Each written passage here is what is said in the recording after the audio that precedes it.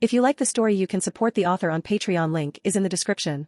Chapter 41, The Black Dragon That Burns Away Life. The effect of scatter fusion can only be used once per turn, and it's only activatable when the opponent has a monster on the field. You can send the materials required for a non-rock type Gem Knight fusion monster from your deck to the graveyard to fusion summon a fusion monster from the extra deck. After this effect is activated, until the end of the turn, you cannot special summon monsters from the extra deck except for Gem Knight fusion monsters. Hikaru opened his extra deck and revealed a tall and valiant knight. Then, he sent Primora and a yellow Peridot from his deck to the graveyard. Brilliant diamonds slowly descended from the sky, accompanied by a steady cracking sound as an evolved Captain Crystal made his dazzling entrance in a lightning strike. Gem Knight Primora level 7 Earth Thunder 2450 ATK. Leave it to me, Lord Hikaru. Primora swung his massive lance, manifesting in this world for the first time. I switch Labyrinth Tank to attack position. Labyrinth Tank, ATK, 2400. Battle. Primora, attack Red Eyes Black Dragon. TCH. Darkness let out a cold snort. At the moment, Crystal's noble 50 ATK advantage demonstrated its value. This is Yu-Gi-Oh! A single point of ATK is enough to dominate. Although 2400 and 2450 differ by only 50 points, Primora could still suppress and pummel Red Eyes Black Dragon. The fire, Red Eyes Black Dragon was shattered into pieces, falling into the magma below. Darkness, LP, 3500-3450. Next, Labyrinth Tank, direct attack. The wheels and spikes of the modern, stylish combat vehicle began spinning wildly. At Hikaru's command, it rammed straight into Darkness with full force. Darkness, LP, 3450-1050. Darkness was struck by the powerful drilling tank and sent flying. He bounced a few times on the blue energy floor before barely landing at the edge. He struggled to stand up, his clothes tattered, and blood started to seep from his body.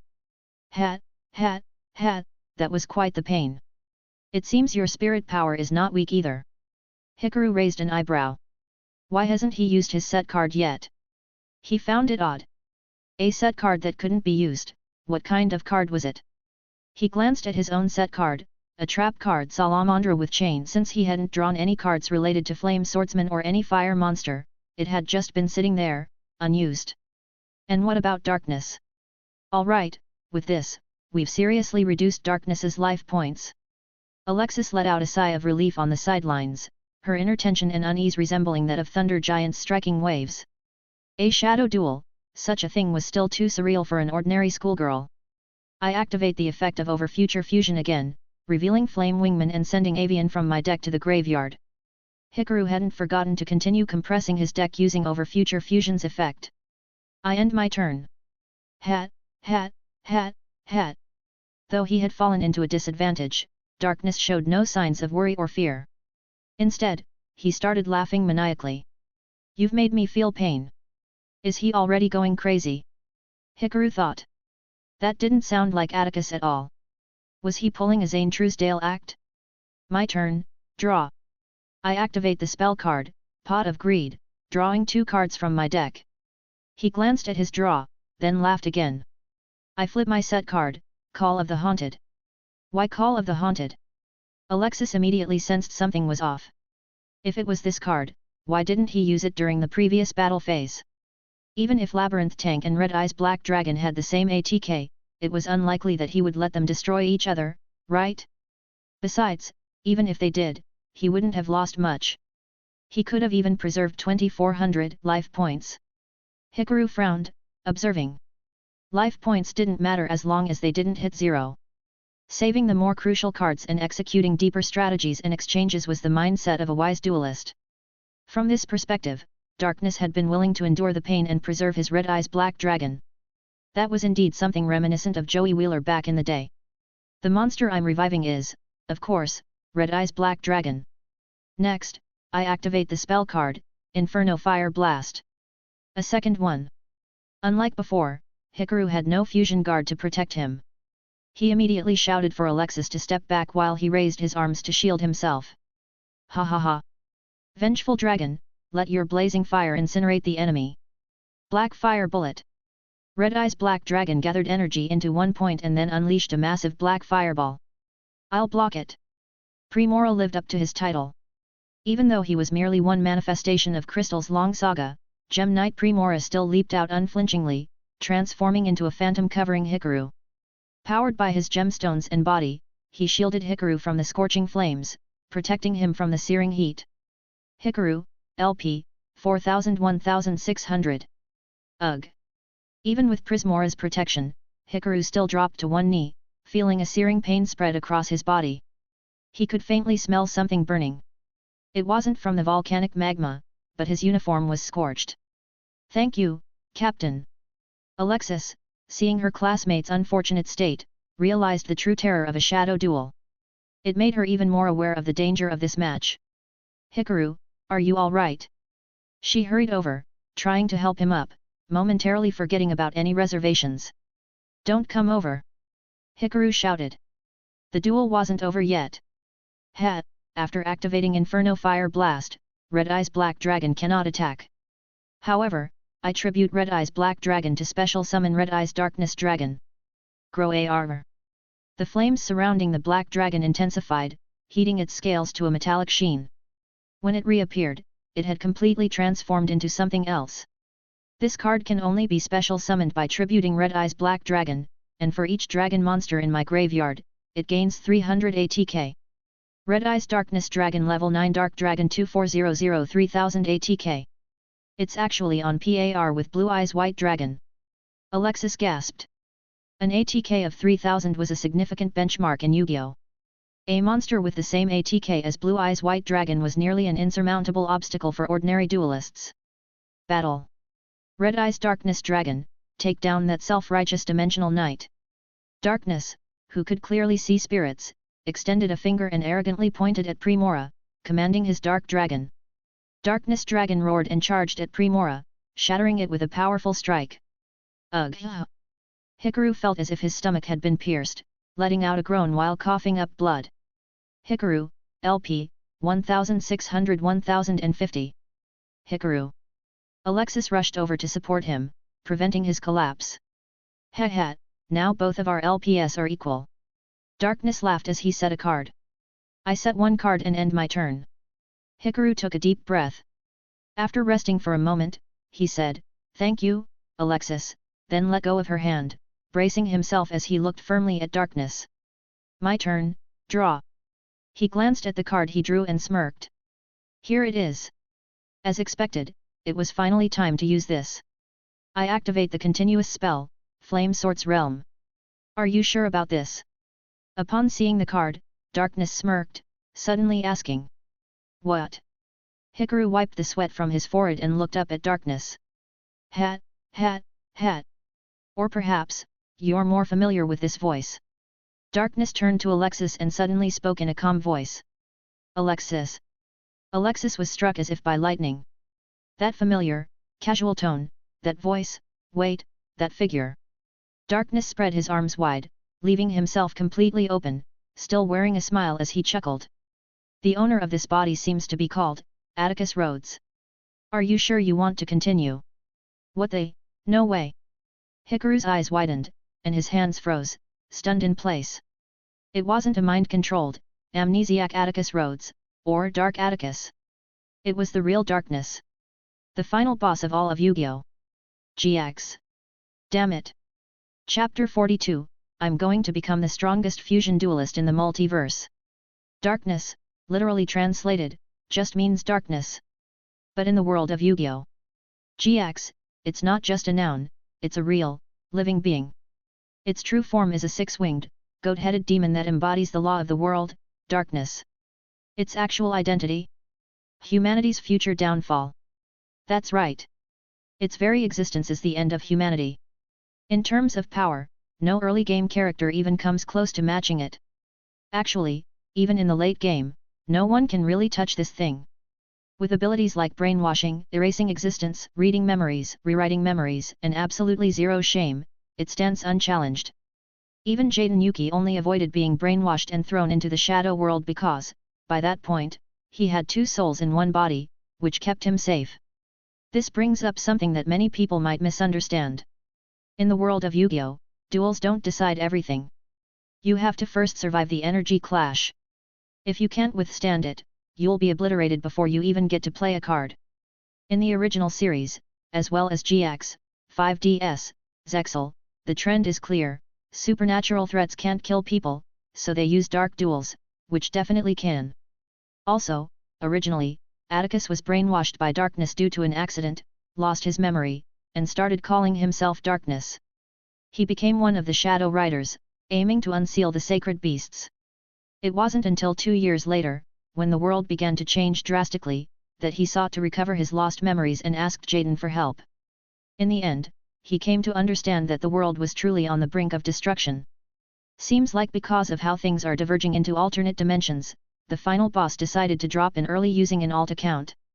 Hikaru frowned and looked toward Alexis. She looked extremely conflicted, completely torn. Seeing this, Hikaru wasn't surprised at all. Sure, Darkness acts all high and mighty, like some unbeatable final boss later on, but why do fans call him the most embarrassing boss? Simple, because he's shameless to the core. In the story, plenty of characters who dueled him actually had a chance at victory. Take Axel Brody for example, he could have won. But Darkness manipulated his memories, made him believe he killed his mother, and caused him to suffer in agony. This thing? Nothing it does is surprising anymore. Alexis, are you really going to sit back and watch your brother fall again without lifting a finger? Darkness placed a hand on his chest. You saw it, didn't you? Alexis felt the world was spinning, her body wobbling. Yes. I did. Back then, her brother walked into that dimensional gate and never returned. It was an unknown space. Why didn't she stop him? But, why didn't I remember this until now? If you had stopped him, your brother could have come back. You understand that, right? Darkness lowered his voice. No matter what method you used. Alexis clutched her head, trembling all over, and looked at Hikaru with pained eyes. Hikaru clicked his tongue. Figures. In the original, Alexis got pulled in when Jaden was transported. Now? The reason Alexis is even here is that he planned it. I activate the effect of Flame Sort's realm. Hikaru was completely unfazed, revealing a card from his hand. I send Ancient Gear Knight from my hand to the graveyard to fusion summon, Flame Swordsman. Wait, Hikaru. Please, Alexis reacted on instinct. She jumped forward and clutched his arm, pleading desperately. Rhodes. You know this is a shadow game. Yes. Alexis looked so fragile now. But there must be another way. There has to be. That's my brother's body. She was about to drop to her knees and say, I'll do anything. Hikaru yanked her back up. Listen, Rhodes. This is a shadow game. The soul of the loser will be sealed inside a card. I know that. Then haven't you realized yet? Realized? That's your brother's body. Darkness's expression turned impatient as he called out, Alexis.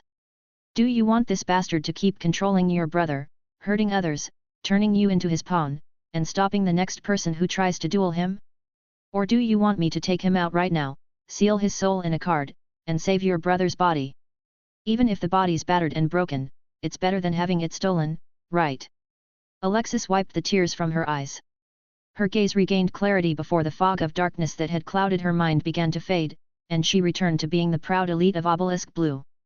She let go of Hikaru's hand, turned around, and slapped herself hard twice, forcing herself to stay sharp. I understand now, Hikaru. Please, you have to defeat it. Please, bring my brother back. She wiped away her tears with determination. Then, maybe to ease the awkwardness from before, she blushed and nodded, adding, even if you have to beat my brother up a bit, it's fine. It is his fault for leaving without a word. Looks like she finally shook off the mind control and made her own choice. Hikaru shook his head. This darkness, its clone abilities are still lacking. Otherwise, there's no way she would have snapped out of it so quickly. Don't worry. You little. Darkness's face darkened completely. A girl was clinging to your arm, and you were thinking about something else? As a master of romance, I'm offended. He's still pretending to be Atticus. What nonsense! Hikaru raised an eyebrow. I'm going to be the strongest fusion duelist in all dimensions. Romance just gets in the way. Silence. I activate the effect of future fusion. I send Burstinatrix from my deck to the graveyard. Then, I activate Miracle Fusion. I banish Burstinatrix and Avian from my graveyard to fusion summon Elemental Hero, Flame Wingman. But my monster still has higher ATK. Flame Sword's Realms effect: when a warrior-type monster attacks, you can reduce another warrior's ATK by 1000 and raise the ATK of all other monsters by 1000. This is it. Flame Wingman, attack. Flame Wingman leapt into the air and charged at Red Eye's Darkness Dragon. Darkness clicked his tongue and slammed down a card. Even so, I can still win. I activate the trap card, Metal Morph. This card equips to one monster and increases its ATK by 300 points. Hat. Seeing that card, Hikaru laughed. Sure, Darkness had supernatural powers beyond imagination. But he had one huge weakness. Why did he always rely on cheap tricks during duels? Because he seriously sucks at playing the game. What's even the point of setting that card? Then I activate my trap card, Salamandra with Chain. This card can also be used as an equip spell on a fire monster. I equip it to Flame Swordsman. And with its effect, I flip your Red Eye's Darkness Dragon face down. The dragon, just about to get a power-up, was caught off guard. A chain yanked it down as it was flipped face down, reduced to a faded card. TCH. In the blazing inferno, Darkness's face twisted into a cold sneer. Amaki Hikaru, was it? I won't forget you. Boom. Darkness, LP, 1050. Big Brother. Alexis saw the glowing floor panel begin to fade and shouted in panic. The next moment, a flash of white light scattered. By the time Hikaru regained his senses, he was already back at the beach near the academy. Hikaru. Rhodes. Several classmates and teachers who came looking for them due to the key rushed over. Alexis ran to her brother, knelt beside him, and was relieved to find he was still breathing. Cunning, devious, full of dirty tricks, terrible at dueling, but at least Darkness kept its word. Hikaru smiled and stretched. In the distance, dawn was breaking. Even if it was just a clone, a duel against someone of that caliber should yield a good amount of energy, right? Sure enough, he could feel a warm current building inside. Thanks for the, wait, hey. Wait a second. His body started burning up, getting hotter and hotter until it was boiling. Even just a clone, Darkness's energy was too much. He staggered. Hikaru. Thud. Just before passing out, one final thought ran through his head, at least. I can try printing a card again. Chapter 43, Battery. Professor, how's Amaki doing? In a haze, Hikaru seemed to hear a girl's voice. Even Amaki went down? Guess that proves it, shadow duels really are dangerous. That was an overly dramatic male voice. Shadow duel. Hikaru struggled to open his eyes and looked toward the bedside. I already told you, Amaki just fainted from extreme exhaustion. Shadow duel? Are you kids seriously still believing in that kind of thing? The school nurse in charge stood with one hand on their hip, clearly baffled by the students' beliefs. Well. Bastion looked unsure how to respond, but before he could say anything, Jaden had already noticed Hikaru waking up and leapt to his side. His brow was furrowed, and gone was the usual carefree smile. He looked unusually sharp and serious as he asked, Hikaru, how do you feel? See? I told you all to keep it down. Now you've gone and woken the patient. The nurse scolded them with a frown. Hikaru rubbed his head, slowly regaining clarity. He felt a bit parched. Glancing around, it was Alexis, ever attentive, who reacted first and handed him a glass of water. Thanks. Hikaru took a sip. I'm all right. Nothing too serious, I think. As he drank, Hikaru quickly pieced together what had happened. He knew his own condition better than anyone. He hadn't fainted from damage taken during a shadow duel. Sure, it hurt like hell, but his body had already been enhanced by super polymerization, and when he took that direct hit from fire, Captain Crystal had shielded him. The pain was nowhere near as bad as what Joey Wheeler suffered from Ra's flames. It shouldn't have knocked him out. What knocked him out was the sheer volume of fusion energy. Even if Darkness was using an alt, it was still a manifestation of ultimate darkness. That kind of energy, even partially absorbed, was enough to overwhelm him. Of course, he couldn't tell anyone that. Getting Ice-Sky-D into this world and even having an actual super polymerization card, there was no way he could casually explain any of that. What about your brother, Rhodes? The nurse said his injuries weren't too serious. He'll need a bit of recovery time, but then he'll be fine. Alexis still seemed a little shaken. She couldn't understand it, why she'd done those things she'd never do under normal circumstances. How could she have hurt others, just for her brother's sake? Once Jaden was sure Hikaru was okay, he breathed a sigh of relief, then turned to the others with a serious expression. All right, everyone, let's go. Let Hikaru get some rest. His voice was firm, totally unlike his usual self. The classmates who had come to check on Hikaru exchanged glances and, realizing there was no need to stay any longer, all nodded. Rest up, Hikaru. Bastion had even brought a gift, which Hikaru politely accepted. Though they all wanted to know more about the shadow duel, they figured they could always ask Alexis later. They left behind some fruit and followed Jaden out. Still, their expressions were somber. Even Hikaru couldn't handle the power of a shadow duel without collapsing, what about the rest of them? Especially Jaden, his heart was weighed down with responsibility as he walked faster and faster, ignoring Cirrus calling out from behind. Once everyone else had gone, Alexis remained behind, as a caretaker, perhaps? She was incredibly grateful to Hikaru for saving her brother. Zane had Cirrus to take care of him, so she wasn't worried there. Jaden and Bastion had both offered to help, but Alexis had insisted on staying. Rhodes, you don't need to feel guilty about what happened. Hikaru reached for his dual disc, took out his deck, and glanced at her. If I'm not wrong, that guy had some sort of memory reading or mind control ability. Otherwise, he couldn't have imitated your brother so perfectly or known things only the two of you would know. As he spoke, Hikaru started shuffling through his deck quickly, checking each card one by one. Midway through, his eyes lit up. Winda, halfway complete already. That was way faster than he expected. Even more surprising, his deck now included an 8-star fusion monster, Meteor Black Dragon. Wait, this thing's useless, isn't it? No. It's useful. He suddenly remembered something. Hey! Alexis blinked, then gave a faint smile. Thanks, Hikaru. I didn't expect you to be this good at comforting people. She still looked like she was wrestling with guilt. Oh well. Hikaru shrugged. What about that soul-sealing card that guy mentioned? You brought it back, right? Ah, here. Alexis quickly dug it out and handed it over. Hikaru took the card. There was no text on it, only an image of Darkness's mask, bound in chains. In the original, Atticus could even use that thing on himself to transform into Dark Atticus and wield the Red Eyes deck exclusive to Darkness. Basically, once mastered, it was like a Kamen Rider transformation device. But in his hands? Totally different. Hikaru's face lit up with excitement, making Alexis shudder unconsciously. She rubbed her arms. The grin on his face was too sinister, like someone who just stumbled across a weapon of mass destruction. Because, that's exactly what it was. This was a clone of Darkness. Just dueling it had released so much energy, so what about this card? To Hikaru, this wasn't a card. It was a battery. A Philosopher's Stone. Material for super polymerization. Hell, it might even help him forge Red Eye's Black Dragon itself. Hikaru stayed in the infirmary for 2 days.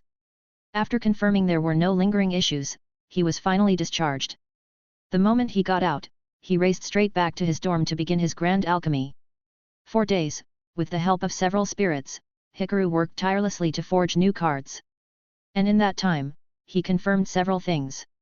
First, he really could print cards using super polymerization. His spirit energy still wasn't that strong, but with effort, and a little help from Darkness, he was finally seeing results. He now had hope. Second, if he tried to perform targeted fusions on his own, the result would always be low-level monsters. When he tried to fuse bigger ones, Alchemist would stop him, calling it suicide. So for now, he had to let super polymerization handle it randomly. Third, handcrafting cards was freaking awesome. Looking at the newly created Predaplant Chlamydosuntu, crafted from all his saved materials, Hikaru couldn't be prouder.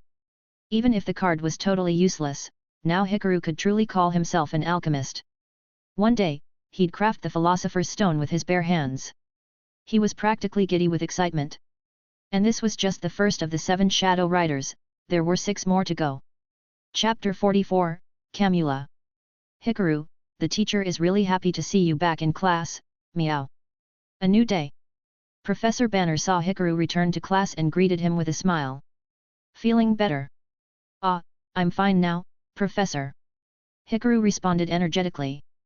Then, without further delay, come, Hikaru. Banner gestured toward the platform.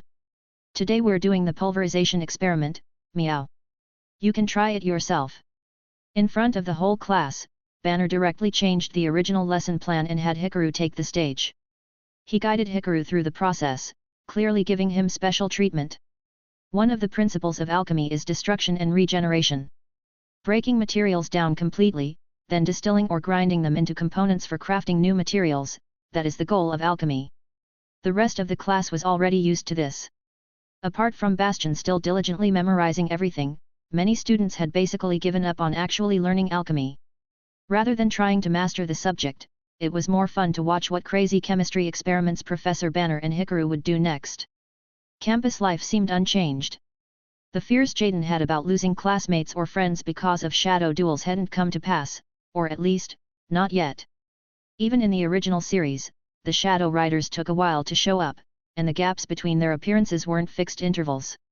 During this period, Hikaru went to Professor Crowlier to apply for another ancient gear golem. His reasoning? The one he had mysteriously became the ultimate golem. Previously, Crowlier would have never believed in the supernatural.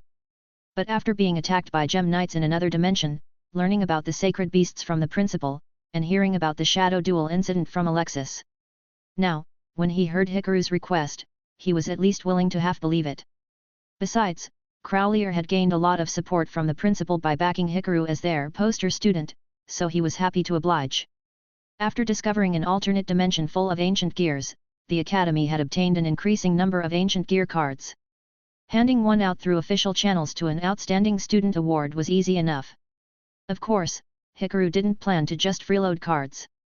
Since Crowlier had granted him such privileges, and considering Hikaru wanted to recruit him later as the faculty sponsor for his future Neo Fusion Club, he gave Crowlier an ancient gear fusion in exchange. That might be the most natural progression for a card game, trading and collecting. That day. Hey, did you hear? There's a Western-style mansion that suddenly appeared over the lake on the west side of the island. What? A mansion? Yet. No one knows when it showed up. It might have just appeared overnight. I heard some students are already planning to go explore it. Maybe there's some vampire nobleman inside. Don't joke. I heard several students have been passing out recently. Maybe it was because of a popular TV show, but the girls seemed pretty excited. Wait a second. Passing by, Jaden suddenly realized something. You can't do that. Ever since Hikaru's hospitalization, Jaden had developed a strong wariness toward shadow duels. Now sensing this could be a new threat, he hurriedly grabbed his 2 friends and rushed to the principal's office. There, Principal Shepard and the keykeepers discussed the situation and quickly concluded. A new enemy had arrived. Everyone rushed to the lake. At some point, a thick mist had settled, and a giant mansion sat alone in the center of the lake, its shape barely visible. As the group approached, a long red carpet unrolled from the mansion, completely ignoring the laws of physics, extending across the water to the shoreline. Is this an invitation? The students stared seriously at the red carpet. Hikaru instinctively stepped onto the carpet. The next moment, Jaden grabbed him back. Wait, Hikaru. You just recovered. You can't take part in this kind of duel. Yet, Hikaru, Alexis chimed in. Let me. But before they could finish, there was a light thud. Missing from anyone's attention, Professor Crowlier had already stepped onto the red carpet. The students watched him in shock. As the only teacher present, he straightened his posture and cleared his throat. Ahem, as the only professor here, allow me to handle this duel. Professor. Bastion and Ches stared in disbelief. Even Zane looked surprised. Was this really the same Crowlier? Wasn't he usually cowardly and sleazy? As expected of Professor Crowlier. A true role model. A teacher worthy of respect. Well, of course. Crowlier turned back around, coughed again, then stood up straight and declared solemnly, a red carpet is the path of gentlemen, which means it is the path for a proud noble like myself. Besides, I absolutely won't allow unknown thugs to harm my students within these school grounds. Hikaru clapped from the side. Lately, quite a few students had been attacked and rendered unconscious, supposedly by a vampire. So it made sense for the professor to say such things and even volunteer to go first. Then again, the building looked just like Hikaru remembered. Which meant this time's opponent was Camula, the Shadow Rider. In the original, Camula defeated Crowlier easily by peeking at his deck and hand ahead of time. She also possessed a card called Illusion Gate that could directly control someone's soul and wipe out all their monsters. However, the loser of a duel involving that card would have their soul sacrificed to the sacred beasts. Camula used her vampire powers to control Cirrus, making him a decoy. So Zane had no choice but to forfeit the duel, turning him into a doll. Thinking about that, Hikaru got a bit excited. The illusion was good. He could just force through with super polymerization and absorb the energy. That way, he wouldn't suffer, and he'd get a fusion monster too. Just as he thought this, several figures emerged from the red carpet. They all had similar features, pale skin, bat-like wings, dressed as butlers or maids, bowing respectfully toward Hikaru and the others. After them, a green-haired beauty walked forward with elegant steps. "You are the key keepers." "Ah, yes." Crowlier stood up straight. "You're the one behind all the incidents lately, aren't you? You must be the one chosen to duel." The green-haired beauty frowned, ignoring his question and glancing at Zane and Hikaru. "At the very least, pick someone more pleasant to look at." "Hey! No way I'm letting someone like you sully the lady's eyes." "The lady? I am the vampire Camula," she suddenly screeched, her face grotesquely enlarging and her tongue slithering out like a snake. "Come, human. If you wish to disturb the lady's slumber, then first you must face me in a duel. If you lose, surrender a handsome boy to the island. If I lose, I'll release the students I bit and left unconscious." "Humph, gladly." No more words were needed. In front of all the students, they activated their duel discs and began an intense duel. Meanwhile, Hikaru stood to the side, utterly confused. "Wait a minute, this Camula isn't even a Shadow Rider." Chapter 45, Light Dispels Darkness. Some time later. Surrounded by several vampires, Camula wore a smug expression, half her face split open, letting out a sinister giggle. Camula, LP, 2800. On her field were a vampire sorcerer with a 1700 ATK, a castle of dark illusions with 1000 ATK, and a vampire genesis with 3200 ATK. On the other side, Professor Crowlier had only an ancient gear golem with 3000 ATK and one set card. Originally, Vampire Genesis's ATK should have been equal to that of the ancient gear golem, but with Castle of Dark Illusions on the field, all zombie-type monsters gained 200 ATK, tipping the scales against Crowlier. Professor Crowlier, LP, 100. "Oh ho ho ho ho, your life points are hanging by a thread. No hand, only a single set card on the field. What could you possibly do?" Camula pressed her hand to her cheek in a noblewoman's laugh, saying, "To be honest, I'd still rather bully those two handsome boys beside you. If you want to swap out, I wouldn't mind letting the others proceed to the castle." Professor Crowlier struggled to stand. The pain of a shadow duel was far worse than he'd imagined, especially the stabbing sensation all over his body, like being pricked with needles. "Don't be ridiculous." Crowlier clenched his fist and shouted, "They're my most important students. I won't let you lay a finger on them." "Professor Crowlier." Zane stepped forward in concern. Hikaru clenched his fists. "You got this, Professor. I always believed in you." Crowlier turned back to look at his students, smiling. "Besides, I am the actual highest authority at Duel Academy. I absolutely cannot condone shadow duels." "But you're already severely injured," Chaz protested. "Dueling is light," he smiled at Chaz, "watch me use a righteous duel to banish the darkness." "TCH. Camula clicked her tongue. "Whatever. Your life points are hanging by a thread. These fancy speeches should be left to the pretty boys." Battle. Vampire Genesis, attack. This ends it. I activate my set card, negate attack. Your attack is stopped, and your battle phase forcibly ends. A futile struggle. Camula extended her long tongue like a demon, snarling, "You have no cards in hand, only one monster on the field. What else could you do? I have a way.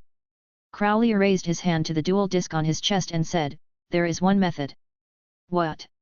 Chaz asked in shock. What kind of method could possibly work now? I see. Zane crossed his arms and nodded slightly as if recalling something. Ah, I get it too. Alexis's eyes lit up, and she looked at Hikaru. Ooh. Jaden suddenly grew excited. Cirrus and Hasleybury looked at each other, realizing it as well. What? What are you all talking about? Chaz felt completely left out. It's fusion, Bastion kindly explained. If he draws that Ancient Gear Fusion card. Ancient Gear Fusion. Camula frowned. Never heard of it. Hikaru observed silently. He had watched the entire duel, and one particular thing caught his eyes. No bats flying around spying. Camula is actually playing fair. In the original, she used bats to spy on her opponent's decks and hands. He hadn't expected this Camula to have such sportsmanship. A shame, truly. Hikaru sighed inwardly. If she hadn't been fair, they'd already be inside the castle. Even if you have such a card, can you actually draw it? Crowley smiled confidently. I can. I absolutely can. The dual disc automatically ejected a card. He gently pulled it out and smiled. During this time, he learned a lot from his students. He realized his past mistakes, came to believe in supernatural forces, and this deepened his understanding of his responsibilities. His previous attitude toward Jaden and the students of other dorms had been too wrong. It wasn't until he met Hikaru and saw new possibilities through his efforts that he finally understood. Students shouldn't be suppressed with malice but understood and guided. This card was a symbol of that new possibility. I activate the spell card, Ancient Gear Fusion. This card is a fusion spell specifically for Ancient Gear monsters. But you don't have the materials to fusion summon. He, Crowley wagged his finger in front of her, such foolishness. Fitting for a relic of the Middle Ages. As Hikaru says, fusion is the noblest form of summoning. Ancient Gear Fusion allows me to use monsters from the deck as materials when fusing an Ancient Gear Golem on the field. What? You're amazing, Professor! Jaden cheered. Watch closely, everyone. With a noble duel, defeat the darkness. I fusion summon. Ultimate Ancient Gear Golem. Rumble. The giant mechanical warrior rose from the ground, its mighty steel arms seemingly able to crush any foe. ATK, 4400. Camula stared at the monster in shock and stumbled back. Battle. Ultimate Ancient Gear Golem, attack the Castle of Dark Illusions. Ultimate Crush. Camula LP, 2800. He, now you see the strength of Duel Academy's highest authority. Crowley stood proudly, fists on hips. But isn't the highest authority the principal? Cirrus asked, missing the mood. We can talk about that later. Jaden looked skyward. On the other side, Camula staggered up with the help of a few vampire maids. She looked at Crowley, huffed in frustration, and said, Fine, not a looker, but your words were stylish enough. You may be worthy of meeting the young lady. Hey! Crowley asked. Wait, isn't this over? Aren't you one of the Shadow Riders? Professor, she never said that. Bastion wiped sweat from his brow. Mamma mia! Then all that damage I took Crowley screamed, clutching his face. His spirit compatibility was low, meaning he couldn't enter other dimensions alone. The damage from a shadow duel hit him far harder than the chosen students, and just standing was difficult now. One more duel, and he'd probably faint halfway through. Still, he had to stand. Professor Crowley. Zane quickly moved to his side, supporting him. Please wait. Your body can't endure another duel. But... Let me handle it, Zane said solemnly. The fledglings must eventually leave the eagle's nest. You're our role model. We'll defeat the darkness and bring light to the academy. That's right, Professor. Hikaru nodded gently at his side. Leave it to us. Looking at Hikaru, Crowley smiled warmly. You're right. He trusted Hikaru. After all, he had survived in the other dimension and even defeated the darkness alone. In Crowley's eyes, Hikaru was among the most outstanding first-year students, just like Zane. Geez, why didn't you just say that sooner? Camula muttered, annoyed. Made me take a punch for nothing. Hey, don't forget to wake up my students. Crowlier yelled as she turned. Yet, she replied, uninterested. She waved over a maid and ordered her to handle it. When you meet the young lady, show some respect. She led the remaining students onto the red carpet, walking into the manor. All the curtains on the mansion's windows were tightly shut. Whoa! As everyone looked around in awe, soft breathing and gentle footsteps echoed. A beautiful girl with bat wings on her back, burgundy eyes and dull golden hair descended slowly from the second floor of the manor, holding a parasol. Ah! Chaz, Cirrus, and the others stared in a daze, making Alexis's forehead twitch in irritation. So you've arrived. The girl yawned as if she'd just awakened. Then, hand over the key. There's no way we're handing it over. Zane retorted. She tilted her head in thought. You're going to lose anyway. We haven't even dueled yet. How do you know we'll lose? Jaden shouted. Is that so? Her eyes gleamed red as a large bat flew in, landing beside her and transforming into a tall, silver-haired female vampire who knelt before her. Gathering them one by one is too slow. You mean?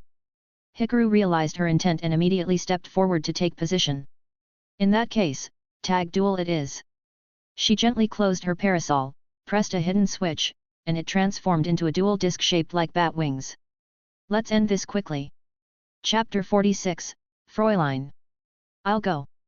No, let me. Jaden, I promised Professor Crowlier, this duel should be mine. Zane, Hikaru, and I have tag duel experience. I'm more suited to be his partner. While Zane and Jaden argued, Fräulein yawned and lazily tugged the curtain. Moonlight seeped into the manor, making her seem even more sluggish. So none of you thought about both of you going together. Alexis sighed. Hikaru just got out of the hospital a few days ago.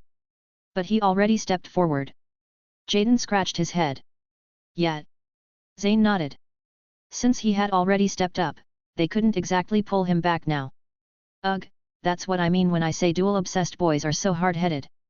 Alexis looked even more exasperated. Jaden, no matter what, Professor Crowlier entrusted this to me. I must take responsibility, just like he did, Zane said seriously. Jaden hesitated, but in the end, he couldn't argue with Zane and stepped aside. Ever since Hikaru's injury and hospitalization, Jaden had been deeply worried that shadow duels could hurt his friends. Seeing Crowlier barely able to stand today despite winning confirmed that fear. Even though his spirit affinity was only 4 stars, Banner once told him his spirit power far exceeded the norm. Even in a shadow duel, he'd bounce right back. So, he felt it was his duty to protect his classmates. Still, he couldn't ignore the professor's last request. Maybe, he'd wait and see. Have you decided? Yes, Zane replied. Then I shall explain the rules of the shadow duel. Camula cheerfully assumed the role of referee. This will be a 2v2 tag duel. In the first turn, you cannot attack, from the second turn onward, attacks are allowed. Teammates share one monster zone, spell/trap zone, graveyard, and banished zone. Only the current turn duelist's deck may be used. Both teams start with 8,000 life points. Turn order: Lady Vamp, Blue Cutie, Lady Fräulein, Purple Cutie. The losing team's souls will be sealed into cards. Any objections? Everyone nodded. Only Hikaru shivered slightly at the Purple Cutie comment. Gross. Good luck, Hikaru, Zane. Jaden cheered. Then duel. ×3. Vampire Team, LP, 8,000. Blue-Purple Team, LP, 8,000. I'll take the first turn. The silver-haired vampire swiftly drew a card. Humph, I activate the continuous spell, Vampire's Domain. Once per turn, I can pay 500 LP to normal summon a vampire monster in addition to my normal summon. I normal summon Vampire Lady, then tribute her to tribute summon, Vampire Dragon. A sinister dragon with a single eye and bat wings flew out from the castle's shadows. Vampire Dragon Level 5 Dark Zombie 2400 ATK.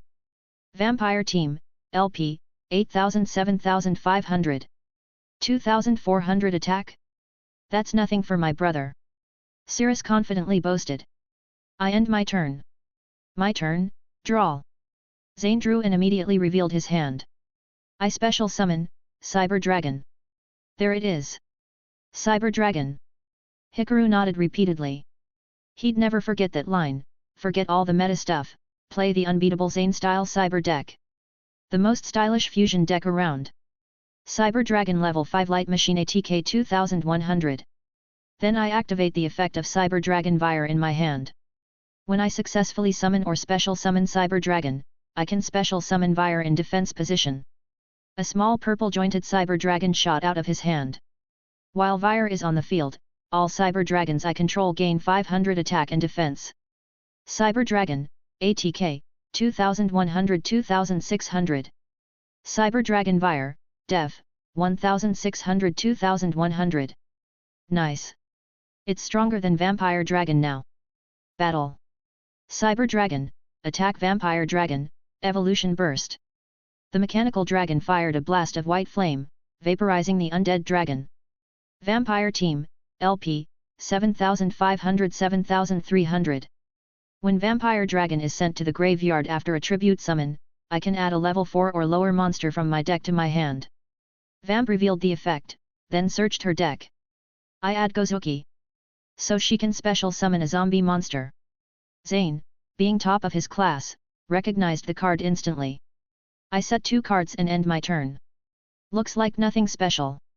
Cirrus cheered. My brothers got this. Cirrus. Jaden scolded with a rare frown. The duel just started. That creepy vampire lady hasn't even played yet. Hehehe, that's right. You haven't seen Lady Fräulein's power yet. How can you be so confident? Camula laughed. Ha! Fräulein yawned, drew a card, and let her duel disc unfold. I activate the field spell, Vampire Kingdom. With a tremendous rumble, the surroundings became distorted. As the students looked on in shock, Gothic clock towers, castles, and graveyards rose from the ground, bathed in blood-red light and mist. A blood moon hung high in the sky. What is this card? Zane exclaimed. As a top student, it was rare for him not to recognize a card. During Crowlier and Camula's duel, he knew every vampire card she played. But this one? Careful, Zane! Hikaru shouted. While Vampire Kingdom is active, all zombie monsters gain 500 ATK during battle. Not only that, if one of our cards is sent to the graveyard from the deck, they can send a vampire from their deck to destroy one of our cards. That effect is strong. Zane was even more shocked. In their era, gaining a few hundred ATK was already a big deal, let alone destruction effects on top.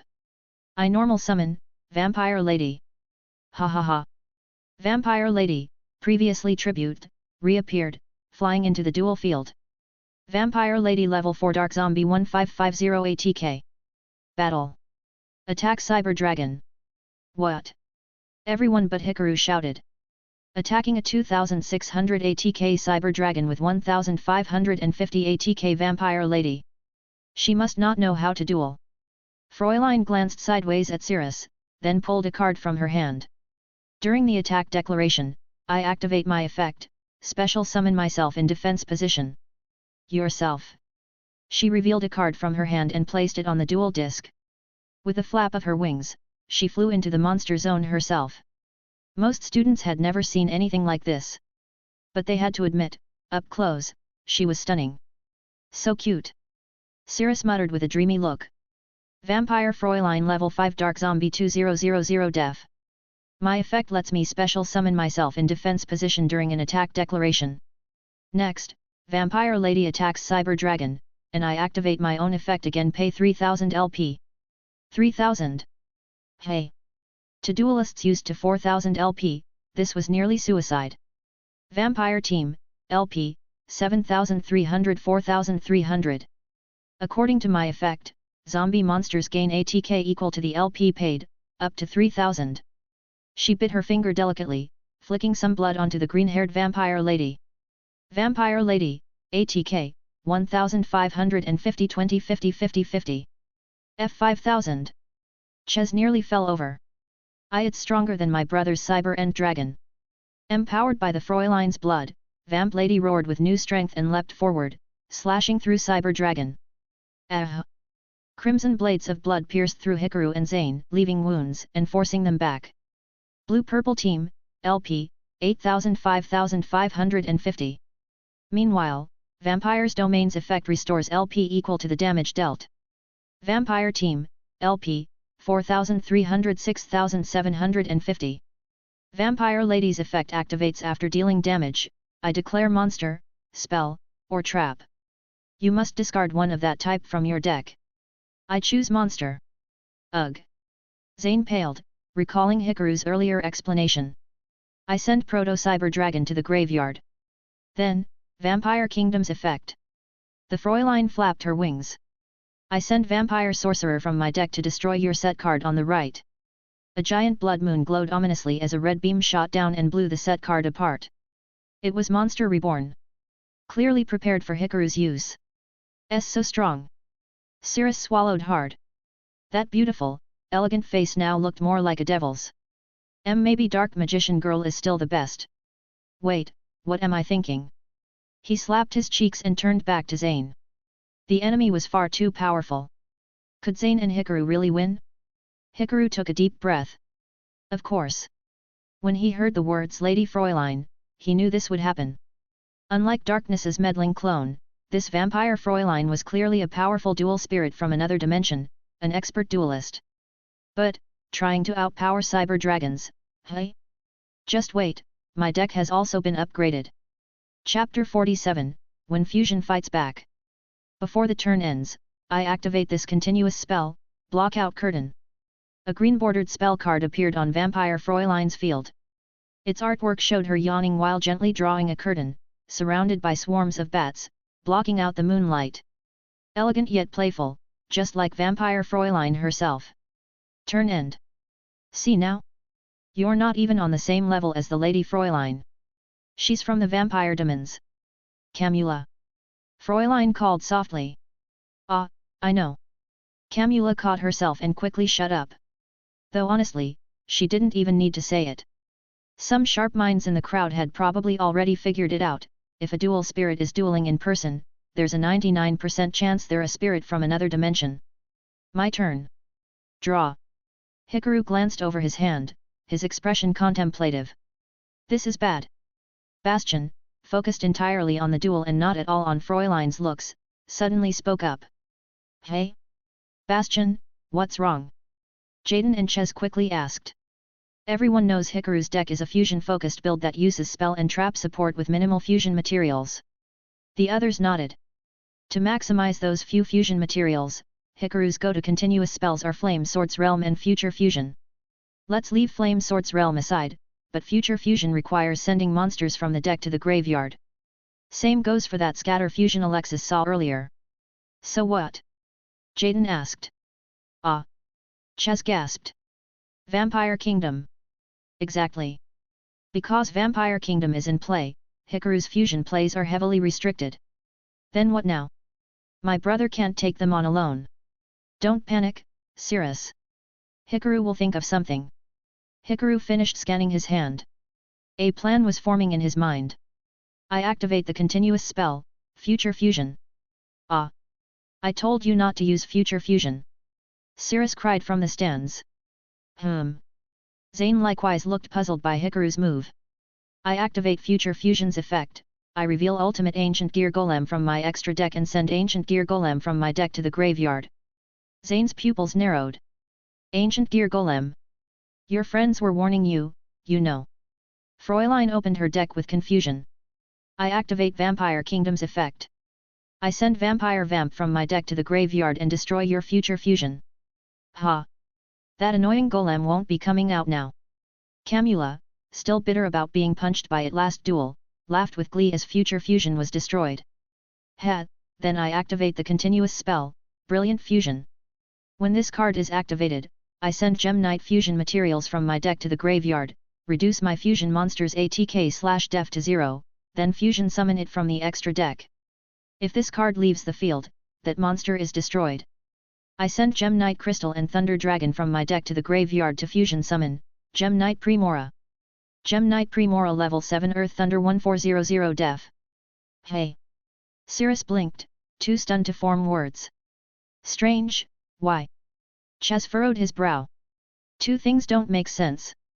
Vampire Kingdom's effect only activates once per turn, Hikaru explained. And it's mandatory. That means if I send cards from my deck to the graveyard, it has to trigger and destroy something. So I just had it destroy the first one. Fräulein looked up slightly, her eyes glowing faint red as she examined Hikaru. I get it now. Bastion punched the air in excitement. Prismora's effect lets you discard a Gem Knight card to destroy one face-up card on the field. You can take out Vampire Kingdom, Vampire's Domain, or even Vampire Fräulein herself. If only it were that simple. Hikaru sighed inwardly. I activate Gem Knight Prismora's effect. I discard Gem Knight Fusion from my hand to destroy Vampire Kingdom. Captain Crystal raised his lance, charging it with energy like a laser cannon, and fired a white beam. No, you don't. Fräulein thrust out her hand. Bats swarmed and formed a giant curtain. Block out curtain's effect. I send it to the graveyard to prevent the destruction of one card I control. The light beam struck the curtain, rippling uselessly. No way. Cirrus's spark of hope quickly faded. Even Hikaru didn't recognize that card. Bastion shook his head. If his plan worked, first forcing the destruction, then summoning Primora to destroy Vampire Kingdom, their situation would have been a lot better. Hikaru set 2 cards and glanced at Zane. Zane blinked in surprise. Turn end. Zane had a hunch, Hikaru was trying to signal him. If Vampire Kingdom's trigger was guaranteed, then why did Hikaru choose to send Ancient Gear Golem to the graveyard? He had other options, like Ancient Gear Cannon. Sending a fusion material like Ancient Gear Golem seemed wasteful. Unless... Zane realized something. Hikaru is the Fusion Club rep, after all. A smile tugged at his lips. Didn't expect you to be smiling in this situation, Vamp chuckled. My turn. I normal summon, Gozuki. The monster Vampire Vamp had fetched earlier, now hit the field. Then I activate Gozuki's effect, send myself to the graveyard. Next, I activate Monster Reborn to revive myself. Vampire Vamp level 7 Dark Zombie 2000 ATK. She flapped her wings, ready to fly onto the field like Fräulein, but just then, Hikaru flipped a card. Trap card activate, Flame Swords Dance. When a monster is special summoned, I can special summon a Flame Swordsman or a level 7 or lower fusion monster with its name listed from my extra deck in defense position. I special summon, Dark Flare Knight. Then, Flame Sword Dance's effect flips Vampire Vamp face down in defense position. Startled, Vamp froze mid-flight, dropping face down onto the field without complaint. She didn't want to get buried in the duel arena either. TCH. Pathetic resistance. Gozuki, attack Dark Flare Knight. Vampire Lady, attack Primora. She didn't dare switch Fräulein to attack position. With only 600 ATK, commanding her to change battle modes was unthinkable. I set a card. Turn end. It's your turn. Stop struggling already, it's almost time for the Lady Fräulein's nap. This is bad, even though they survived the turn, the field is full of zombies. With Fräulein present, every monster becomes almost unbeatable. Bastion frowned deeply. Ah, bro. Cirrus clawed at his hair. Come on. Zane, Hikaru. Humph, naive. Ridiculous. On stage, Zane grinned. Hikaru, thank you for protecting my Cyber Dragon Vire. I understand what you were trying to do. And now I'll use the card you left for me. My turn. Draw. At this moment, I activate the trap, Cybernetic Revolution. Cybernetic Revolution. What's that card? I think Hikaru left it behind. I tribute a face-up Cyber Dragon to activate it. I special summon a fusion monster from my extra deck that lists Cyber Dragon as material. Here we go. Zane flashed a confident smile. My partner, Cyber End Dragon. Chapter 48, 5 consecutive fights. It's Cyber End Dragon, my brother's ace monster. Cyber End Dragon level 10 Light Machine 4000 ATK. It was a colossal mechanical dragon with 3 heads, each glowing with bright electricity. On top of its usually sleek body, wings had emerged, giving it a more balanced and powerful appearance. Only 4000 ATK. Vamp scoffed, spreading her arms with a smirk. With the mistress on the field, 4000 is nothing. Is that so? Humph, quick play spell, limiter removal. Zane immediately revealed the card in his hand. This spell doubles the ATK of all machine monsters I control. Nice one. Bastion immediately said from the stands. Cyber End Dragon will now have 8000 ATK. Even if Vampire Fräulein boosts her def by 3000, that'll only be 5000, she can't withstand the attack and won't be able to absorb LP like vampires usually do. Plus, Cyber End Dragon inflicts piercing damage. Even in defense position, she'll take the hit. If she loses 6000 LP, even if Vampire Fräulein revives, she won't have the upper hand anymore. So you're saying my brother and Amagi can win? Cirrus asked excitedly. Bastion shook his head. Powerful cards come with risks. After limiter removal's effect ends, Cyber End Dragon will be destroyed. Battle. Cyber End Dragon, attack Vampire Fräulein. I won't let you hurt the mistress. Vamp snapped, activating her face-down card. Trap card Waboku. This turn, our monsters can't be destroyed by battle, and we take no battle damage. She flew out, emitting a sinister black aura, shielding Vampire Fräulein from the dragon's white-hot breath. Ah! No way, Gah! Cirrus shut his eyes. It's over. Zane's monster will be destroyed now. Even Cyber End Dragon can't break through? How strong is this Vampire Fräulein? Looks like we're up next, Jaden, Chaz muttered with a sigh. No. Jaden stared intently at the field, shaking his head. Zane and Hikaru haven't given up. Even if they haven't, this field situation. Had. Zane chuckled, completely unfazed by the failed attack, as if everything was going exactly as planned. I set one card and end my turn. Now, your monster will be destroyed. Vamp shouted. It's fine. That destruction is only the prelude to reunion, Zane replied calmly. No. My brother's field is empty now. My turn. Vampire Fräulein drew a card. She frowned. Something felt off. I flip summon, Vampire Vamp. Vamp finally got to stand beside the mistress and quickly flew to her side. Then, Gozuki's effect, once per turn during the main phase, I send a zombie monster from the deck to the GY. I send Vampire Grace. Next, spell card Book of Life. I banish your Cyber End Dragon from the GY and special summon Vampire Grace. She followed her instincts. Vampire Grace level 6 Dark Zombie type 2000 ATK. Vampire Grace's effect activates once per turn. I declare a card type. Your deck sends one of that type to the GY. I declare, spell. Polymerization, Zane declared, sending a spell card from his deck. Weird, why not a monster this time? Bastion murmured. Now, Vampire Kingdom's effect activates. Vampire Fräulein raised her hand. A thick mist enveloped the area as her crimson eyes glowed eerily. I activate my trap, threatening roar. Zane flipped his face-down card. You can't declare attacks this turn. Then I send Vampire Baby from my deck to the GY and destroy your last face-down card. With a cracking noise, a red glow shattered Zane's face-down, another polymerization spell. One monster reborn, one polymerization, Zane really had his teammate in mind, Bastion nodded. But the combo of Vampire Kingdom, Vampire's Domain, and Vampire Fräulein is too terrifying. Camula cackled, her tongue unfurling. You're finished. How can you win now? Vampire Fräulein, however, seemed uneasy. She could feel it, she'd been tricked. She just didn't know how.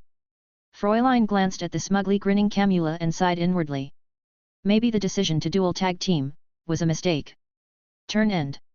This is it, Bastion whispered, swallowing. Everyone knew. If they couldn't turn the game around now, Zane and Amagi would lose. 5 zombies on their field. Even Alexis looked uneasy at the sight, and they were real vampires. You might as well surrender, my lovelies, Camula said sweetly. If we surrender, does that count as only half a loss? Cirrus asked. Cirrus. Jaden snapped. Cirrus, Zane sighed. Watch carefully, this duel between Hikaru and me. This turn, we end this Hikaru, just like we planned. Yeah, leave it to me. Hikaru drew his card. Zane, perfect in every way. As a senior, he guided Jaden, as a friend, he searched for Atticus for a year, as a student, he fulfilled his teacher's hopes, as a duelist, he was the Academy's best. And yet, despite all that glory, he had a little brother. The only flaw in Zane's perfection was Cirrus. Hikaru looked at his hand and revealed the card he drew. I activate the spell, Fusion Deployment. I reveal Labyrinth Tank from the extra deck and special summon Cannon Soldier from my deck. Then, I activate Cannon Soldier's effect, I tribute itself to inflict 500 damage. Vampire Fräulein blocked with her left arm, her expression unchanged. Vampire Team, LP, 6750 6250. Meh, that did nothing. What's the point of that? Camula said. Hat. Zane chuckled. You've got a lot to learn about real duelists. Hey. Ah. Don't tell me. Jaden's eyes lit up. From turn 2, Hikaru, Zane, you planned this. Zane nodded. Ever since that ancient gear golem, he saw it coming. That's why he built this moment for Hikaru. Hikaru wasn't a duelist who made moves for no reason, and he even set cybernetic revolution. Exactly. Hikaru revealed his card. Spell card, Overload Fusion. Overload Fusion. This lets me banish fusion materials from my field and GY to fusion summon a dark machine fusion monster. I banish Proto-Cyber Dragon, Cyber Dragon Vire, Cyber Dragon, Ancient Gear Golem, and Cannon Soldier. Fusion Summon. Chimer Attack over Dragon. A whirlwind of metal erupted from the GY, rapidly assembling into a massive mecha dragon with 7 heads. Chimer Attack over Dragon Level 9 Dark Machine. ATK. When summoned, I must send all other cards I control to the GY. Hikaru sent Brilliant Fusion to the GY. It gains 800 attack and defense for each fusion material used. ATK, 4000. Same as Cyber End Dragon. Battle, Chimer Attack over Dragon, attack Vampire Fräulein. What? They gasped. Even if its attack is 4000, it can't beat Vampire Fräulein. Cirrus cried out. I activate my effect, pay 3000 LP. Vampire Team, LP, 6250 3250. Vampire Fräulein, Def, 2000 5000. The mechanical dragon's blazing metal breath was casually deflected by Fräulein's dress. Hikaru took battle damage, staggering as he lost LP. Blue-Purple Team, LP, 5550 4550. Vampire Team, LP, 3250 4250. It's useless. Hat, Chimer Attack over Dragon can attack as many times as the number of fusion materials used. Hikaru said, despite bleeding. Second attack on Vampire Fräulein. I pay 3000 LP again. What's the point? Cirrus yelled. No, Cirrus, they've won. Jaden exclaimed. Hey. Bastion said, to protect herself, Fräulein pays 3000 LP and recovers 1000, losing at least 2000 LP each time. They started with 6250 LP, at most, they can do it 3 times. After that, they'll only have 250 LP left. Actually, if Fräulein hadn't banished Cyber End Dragon earlier, Hikaru and Zane might have won even easier, Bastion added, shaking his head. They could still try sacrificing Fräulein to survive, but it looks like they won't. Fräulein seemed to realize this too, but she didn't regret it. She raised her chin slightly, finally understanding what had felt off before. What a fun duel! I underestimated you. Triple attack, go, Chimer Attack over Dragon. I pay 2100 LP. This time, Fräulein couldn't easily brush it off. She gritted her teeth and held her ground. That was her pride. Fourth attack. Fräulein was finally blown back, landing on the second floor dueling platform of the castle. Fifth attack. Final strike, Chimer Attack over Dragon, attack Vampire Vamp. End this. Vamp jumped in front of Fräulein, shielding her from the final blast. The battlefield faded, leaving only their silhouettes. Ding! Vampire Team, LP, 0. Winners, Zane and Hikaru Team. Chapter 49, Dimensional Crisis. Beautiful, a perfect finish. So cool, Hikaru, Kaiser. The battle over, Hikaru let out a breath of relief. Suddenly, his body gave out, and he nearly collapsed, only to be quickly caught by Zane beside him. They had mostly been on the defensive, only managing a proper counterattack in the final turn. But to execute that combo, Hikaru had crashed into Vampire Fräulein 3 times, and the bloody counter damage left wounds all over his body. It was no wonder he couldn't stand steadily. An impressive duel. Across the stage, Vampire Fräulein's dual disc detached from her arm, slowly transforming midair until it returned to the form of a parasol. She gently caught it, propping it over her shoulder to shield herself from the moonlight. I underestimated you, warriors of humanity. Her earlier arrogance hadn't been baseless. After becoming one of the 7 stars, she had secretly observed the duels of the Academy students. Her rough evaluation had led her to believe their skills were sorely lacking, so lacking, in fact, that even the lower-ranked vampires of the Vampire Kingdom could probably defeat them. From her perspective, she alone should have sufficed. She hadn't expected the vast difference in skill between students. If given another chance, Fräulein certainly wouldn't recklessly enter a tag duel with just a minion. No way, impossible. There's no way the mistress could. Camula's expression twisted, looking ready to resort to violence. Camula, Vampire Fräulein shook her head, enough. That's enough. Since we lost in the sacred ritual of dueling, we must honor the agreement. Don't worry. I'll find another way to revive your kin. As a dual monster spirit, Fräulein would never deny the outcome of a duel. As she spoke, her body began to turn into golden particles. Her broken form, already as delicate as porcelain, now looked even more elegant. Very well, then. Wait. Hikaru noticed her fading and quickly interrupted, raising his voice, wait. Miss Vampire. What is it, warrior of humanity? She asked with a yawn. I'm about to fall into a long overdue slumber. Is it important? The rules of the shadow game dictated that the loser would be sealed in a card. Though Fräulein was a card spirit, and being sealed wouldn't harm her, she would still sleep for some time. But Hikaru wanted to ask something before that happened. Miss Vampire, you don't seem like someone evil. Why did you become a member of the 7 stars? Why are you trying to obtain the sacred beast's seal keys? Ah! Only now did the others realize that was indeed a significant question. Hikaru remembered that in the original story, Camula had become a 7-star because her fellow vampires were hunted by humans, leaving her the last of her kind. She sought the power of the sacred beasts to destroy humanity and resurrect her kin. But Vampire Fräulein was a dual spirit, and the resurrection of the sacred beasts shouldn't be a good thing for her. So you didn't know, Fräulein said, showing a bit more interest. Very well. Camula, explain it to them. In the next instant, her form completely dissolved into particles, becoming a card one of her vampire servants reverently caught and tucked away. Simultaneously, the world seemed to dim as if her departure drained the moonlight of its luster. Another card, Vamps, floated toward Hikaru and Zane. Hikaru caught it between his fingers. Along with it came a non-spirit version of Vampire Fräulein's card. Chaz muttered, a little disappointed. That pretty girl card won't be showing up again. Still, it was just a fleeting sentiment. Lately, he wasn't too keen on spirits. Camula, on the other hand, glared at them, looking like she wanted to lash out. But after a long internal struggle, she finally opened her mouth. From her explanation, they learned the truth.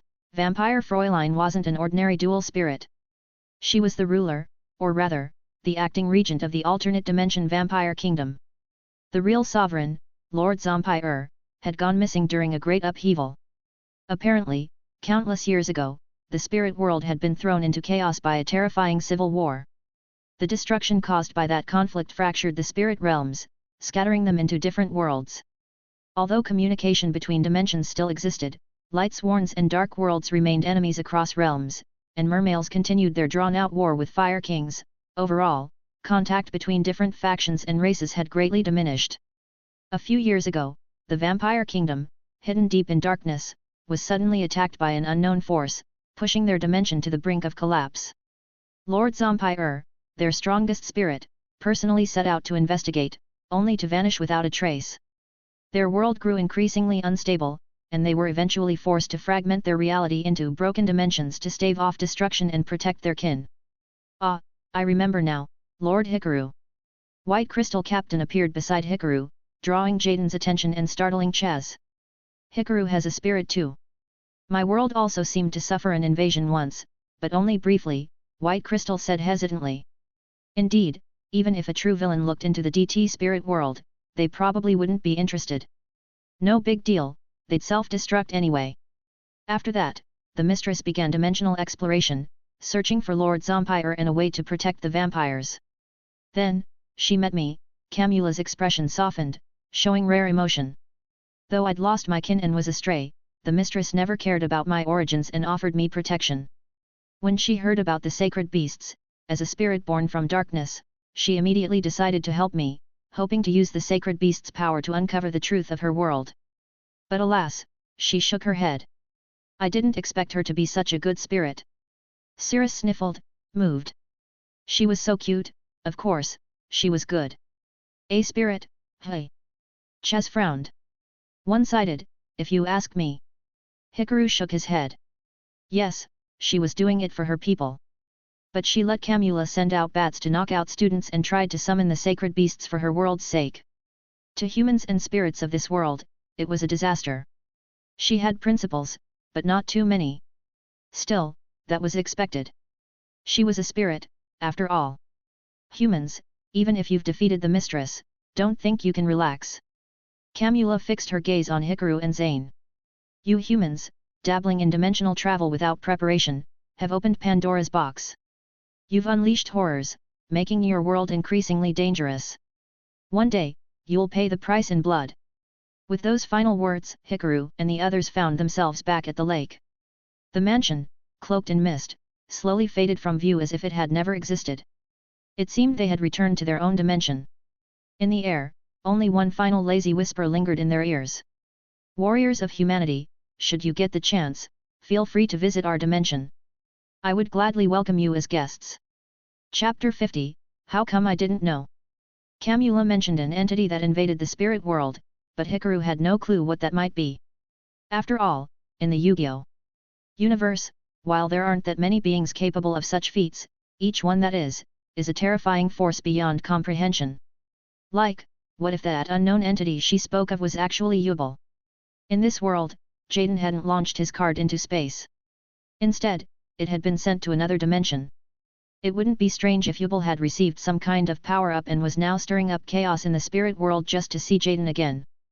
Hikaru wouldn't put that kind of move past Yubel. But the real issue was, I can't even picture what it would look like to defeat Yubel. Before he came to this world, the mere sight of Spirit of Yubel, a fusion monster that didn't even require a fusion spell or any action beyond revealing itself with 0 ATK and def, had left a lasting trauma on Hikaru. All he could say was, fusion is the noblest summoning method.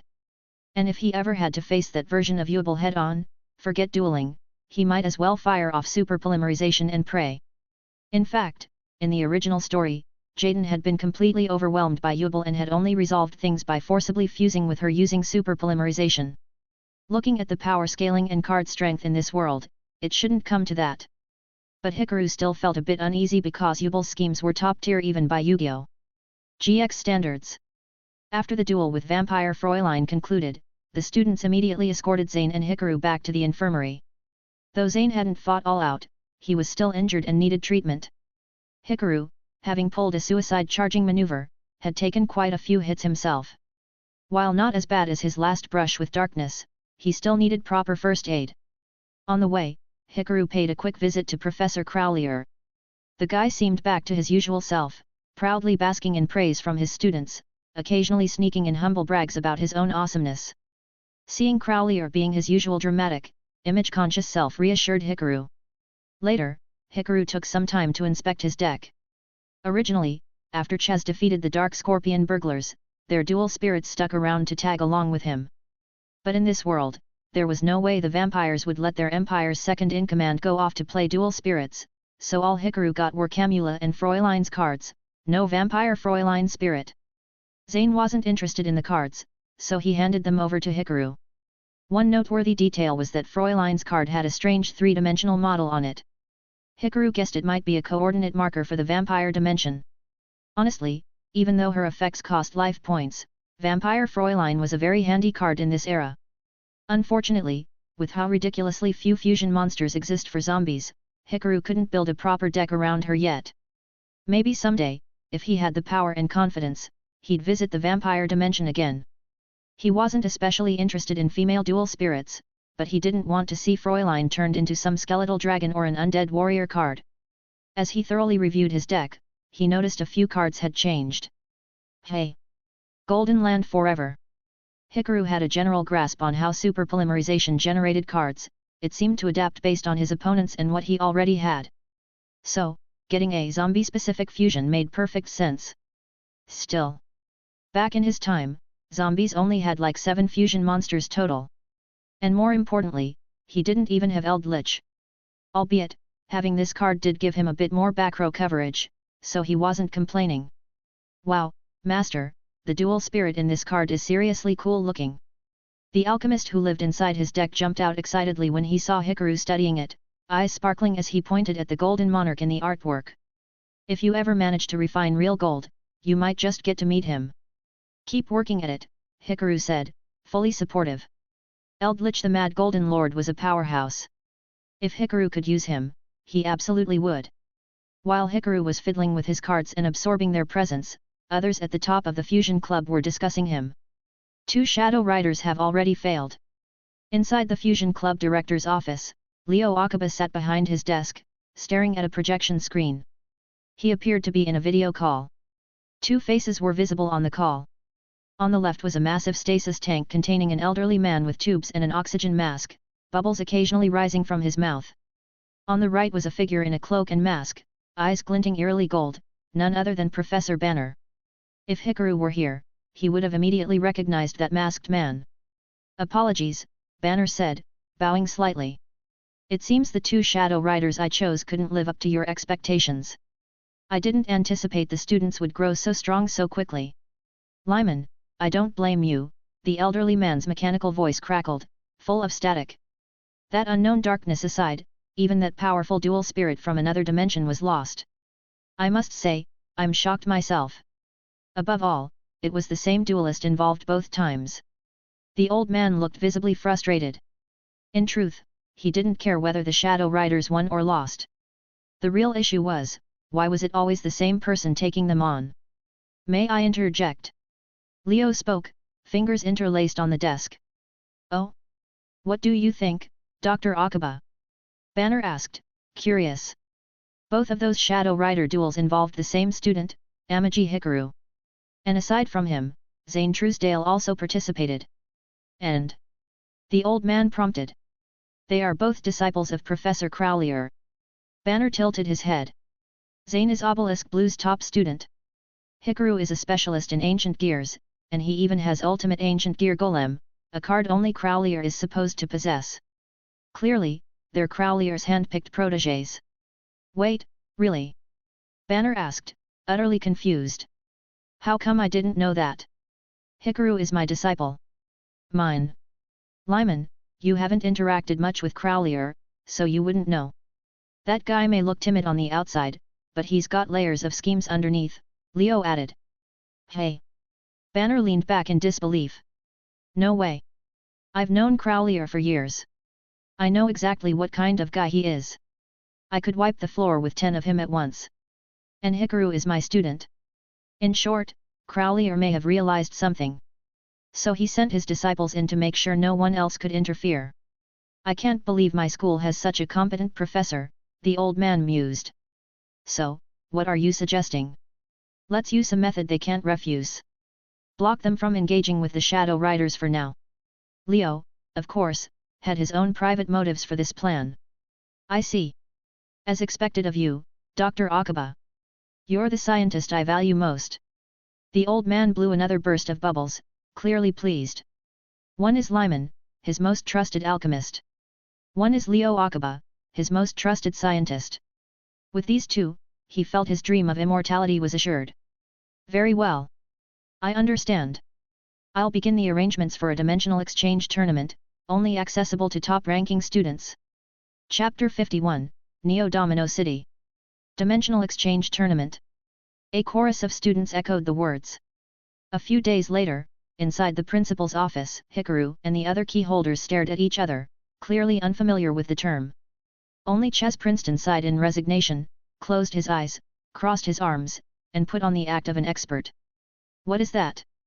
Cirrus asked excitedly, turning to Bastion. Even if you ask me. Bastion wiped the sweat from his brow. Even someone as well-read as him had no idea. Dimensional exchange tournament? Why bring that up now? Ches stroked his chin in confusion. That's something Kyber Corp established, a yearly event for interdimensional dueling. Although they call it another dimension, many of Kaiba Corp's scientists prefer to refer to it as a parallel world. Hey? Chaz, you know about this? Jaden asked in surprise. It's the Chaz. Chaz snapped back, veins bulging in frustration. So what's the full story, the Chaz? Hikaru asked.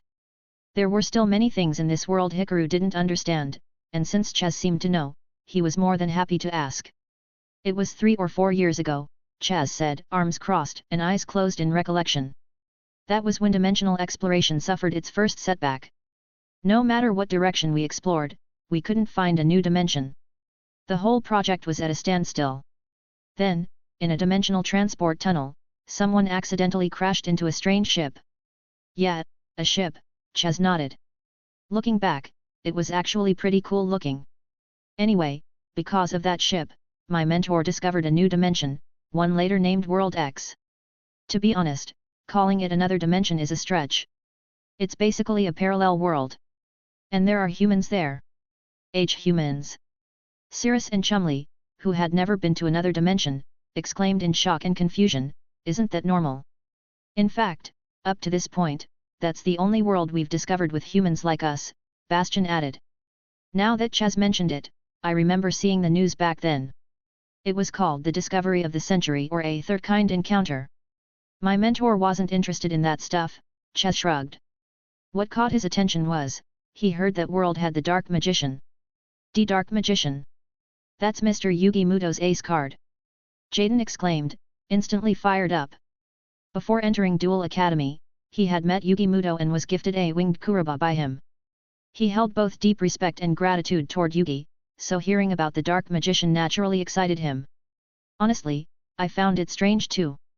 Mr. Yugi Muto isn't dueling anymore, he's supposedly transitioned into card design, but it's not like he's gone. So why was my mentor so fixated on finding a Dark Magician user? Anyway, when he heard that the world had the Dark Magician, he immediately tried to visit.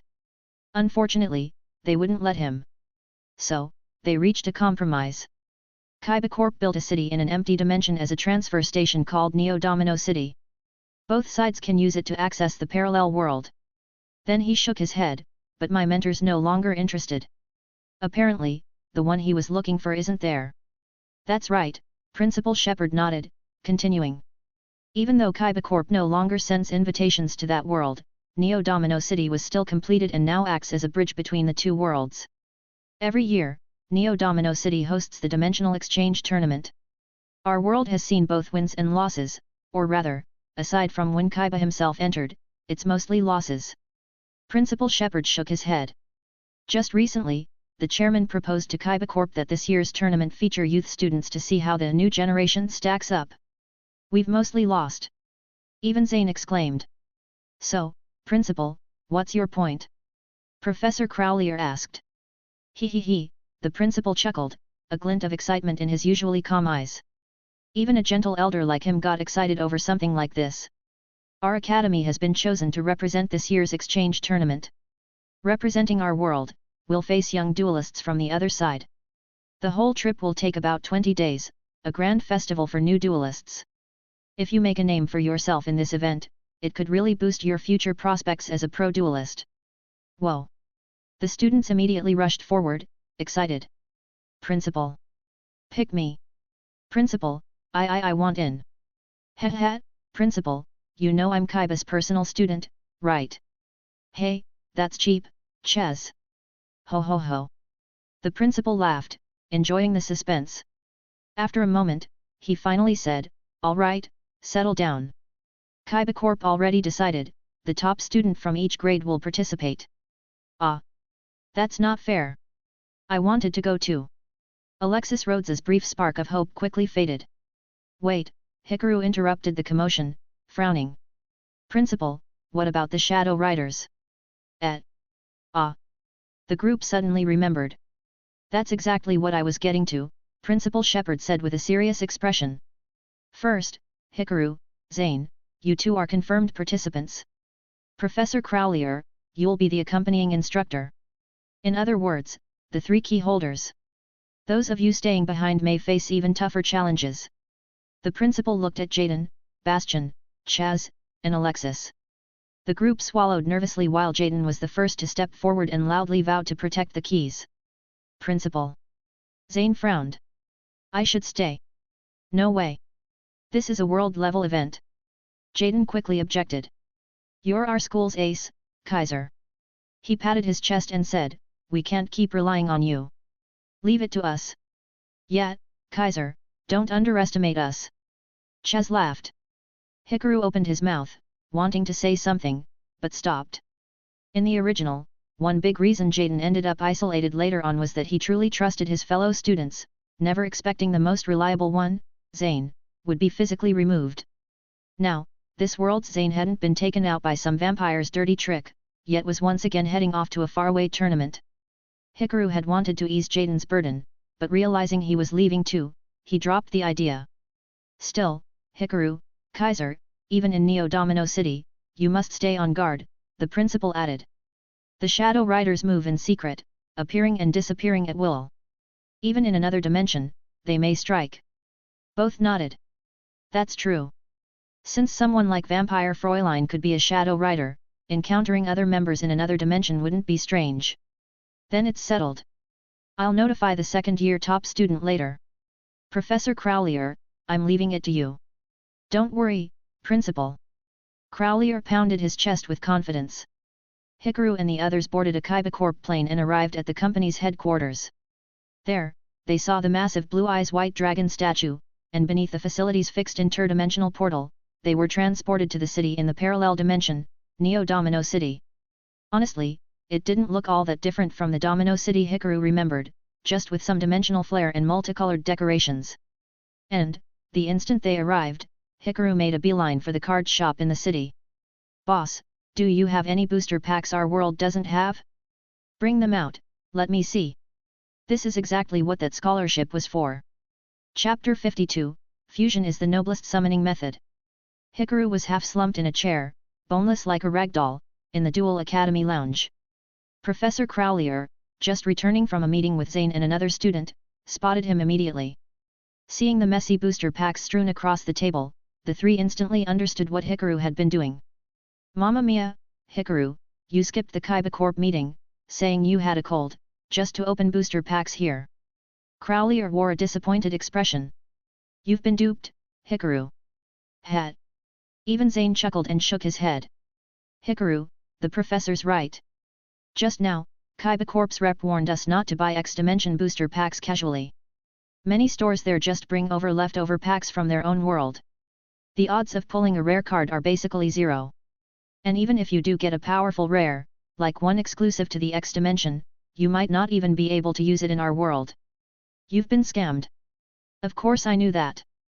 Hikaru sighed, snapping back to his senses. It's not like I was expecting to pull an XYZ monster. I just didn't think I'd get anything but commons and rares. Am I really that unlucky? His goal from the start hadn't been to pull an XYZ monster. Even if he did, super polymerization would just remind him what fusion really meant. Though if he did pull one, maybe he could fuse it into an Eldritch. What he really wanted was to get cards their world didn't have, so he could use them as fusion material. In fact, he'd managed to pull 2 cards from the Ninja series, perfect for using as fusion material with super polymerization, well worth the money spent, maybe even beyond expectations. Hey? You already knew. Zane was a little surprised. That's right, our opponent uses something called the XYZ summon method. Then he furrowed his brows, visibly puzzled. Apparently, you just need monsters of the same level to XYZ summon. Kaiba Corp explained it clearly, but I still don't quite get it. Naturally. For someone like Zane, who grew up in the GX world, from age 5 or 6 till now, he'd never seen any extra deck summoning beyond fusion. Even with Kaiba Corp's explanations, it was probably too much to take in at once. As for the contact with the XYZ world, Hikaru wasn't surprised. In Yu-Gi-Oh!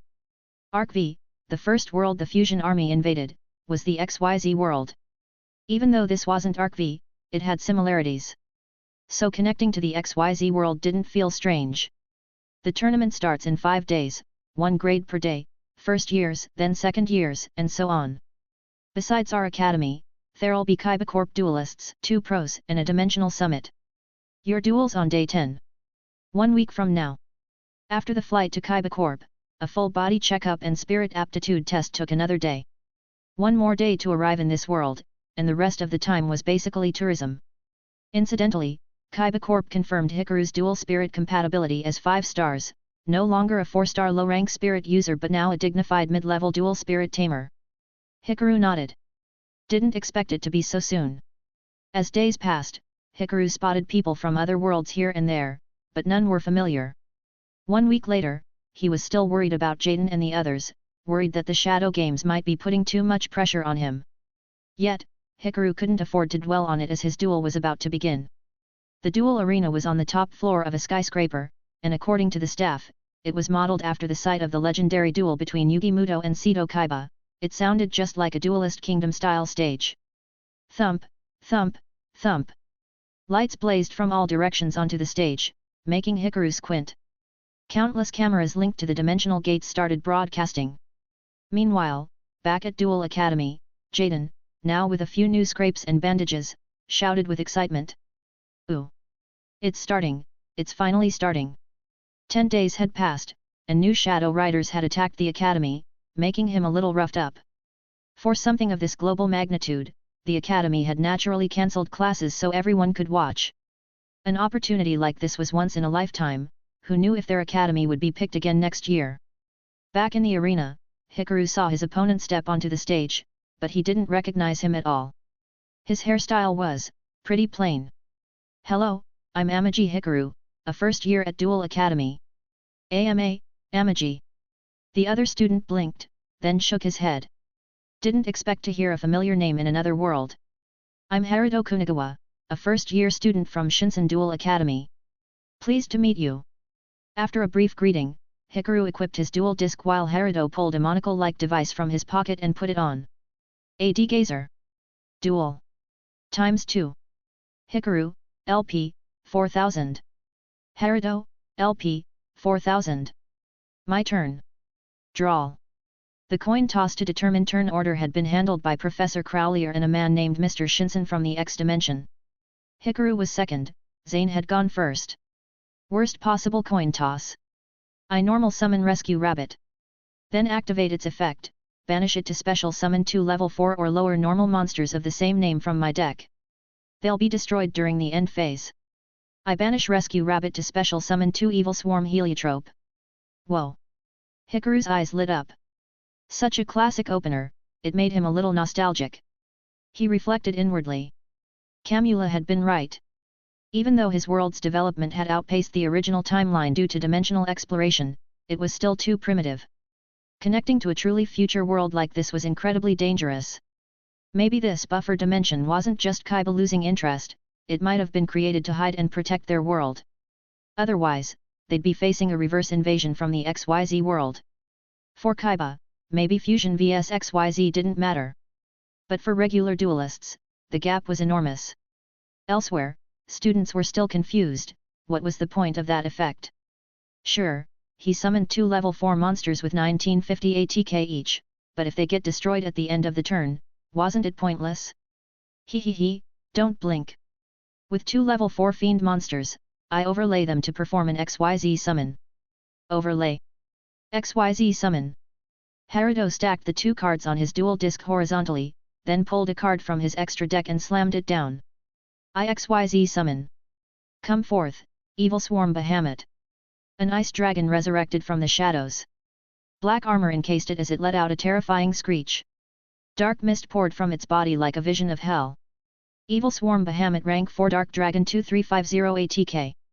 That, several Duel Academy students watching the stream were struck dumb.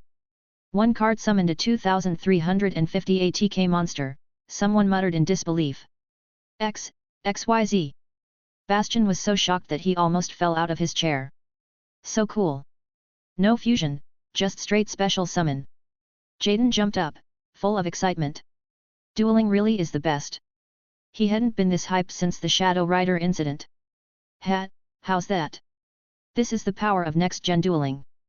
Haruto said confidently, setting one card face down. Compared to your classic style, this is progress. For years, our world has always been the victor. Before I came, Mr. Shinsen told me, even as newbies, our duelists will always be stronger. I'll definitely win. Progress, hey. Hikaru drew a card. He had to admit, XYZ monster endboards could tear through the ban list. But that was because the monsters were strong. Then, it's my turn.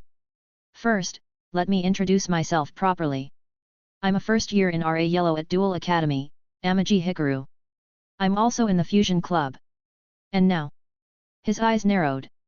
With a swift movement, he drew out a spell card at lightning speed. Ooh! It's happening, it's happening. Jaden cheered from the stream. Here we go. First years from the Fusion Club jumped to their feet while Leo Akaba, observing from somewhere else, scowled. Ha!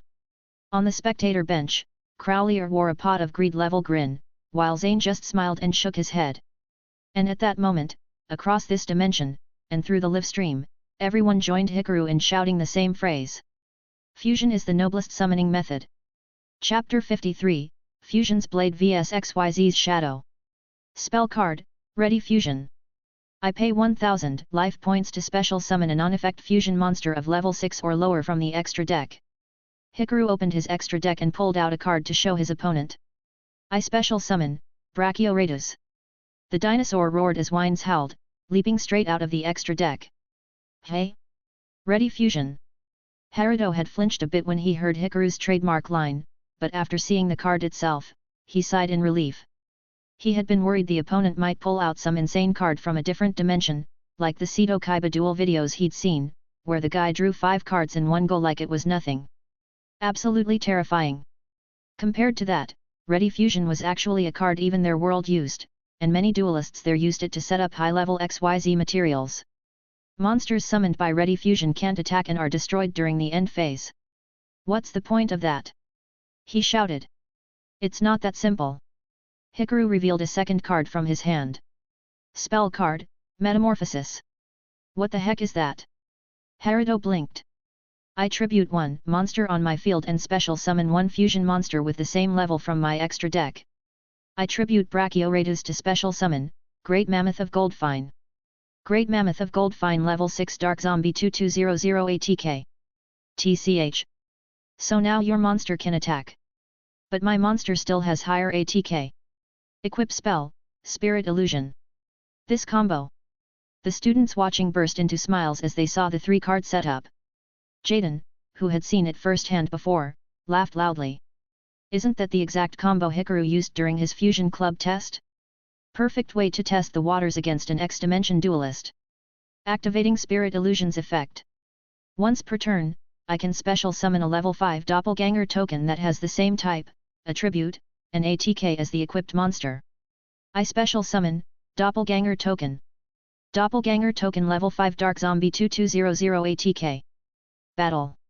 Great Mammoth of Goldfine, attack Evil Swarm Bahamut. My monster's still stronger. Spirit Illusion's secondary effect activates when the equipped monster declares an attack. It lowers the target monster's ATK by the equipped monster's ATK. Evil Swarm Bahamut, ATK, 2350-150. What? Boom. The golden elephant's twin tusks pierced the ice dragon. Haruto, LP, 4020-50. Doppelganger token, attack. Trap card, XYZ Reborn. I target 1 XYZ monster in my graveyard and special summon it. Then attach this card to it as material. The recently destroyed Dragon King returned instantly, now with a black star orbiting it. Attack withdrawal. I end the battle phase. Ah, so close. Jaden shook his head in the academy lounge. It couldn't be helped, Bastion nodded. We don't know Haruto's exact level, but he's a first-year rep from a duel academy in his world. No way he'd be taken down so easily. If it were Yanagi, he'd already be in game 2, Cirrus muttered. Then he suddenly shivered, sensing a hostile glare aimed at him from somewhere. Hikaru glanced at his hand and set 2 cards. I end my turn. Your move. Whew, that gave me a scare. Haruto wiped his brow, turned to his side's camera, struck a few poses, and waved toward his home world. Don't worry. That was just the warm-up. Now I'm getting serious. My turn. Draw. He turned back and wiped his brow again. Phew, thought I was about to get OTKD. Honestly, our world has fusion too, but you're the first one who ever shouted fusion is noblest in front of us. Let me show you how outdated fusion really is. XYZ summoning is way more powerful than you think. My turn, I activate Evil Swarm Bahamut's effect. I detach one XYZ material and target your Great Mammoth of Goldfine. Then I discard one Evil Swarm Heliotrope from my hand to take control of your monster. VRRRRRMMM. The golden elephant groaned, but bathed in dark energy from the black dragon, it succumbed and was dragged to Haruto's side. Next, I normal summon a second rescue rabbit. Another one. Hikaru raised an eyebrow. Don't tell me your deck is loaded with normal monsters.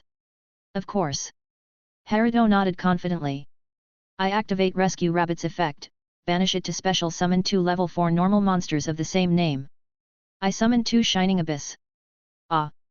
I see. Hikaru looked thoughtful. What?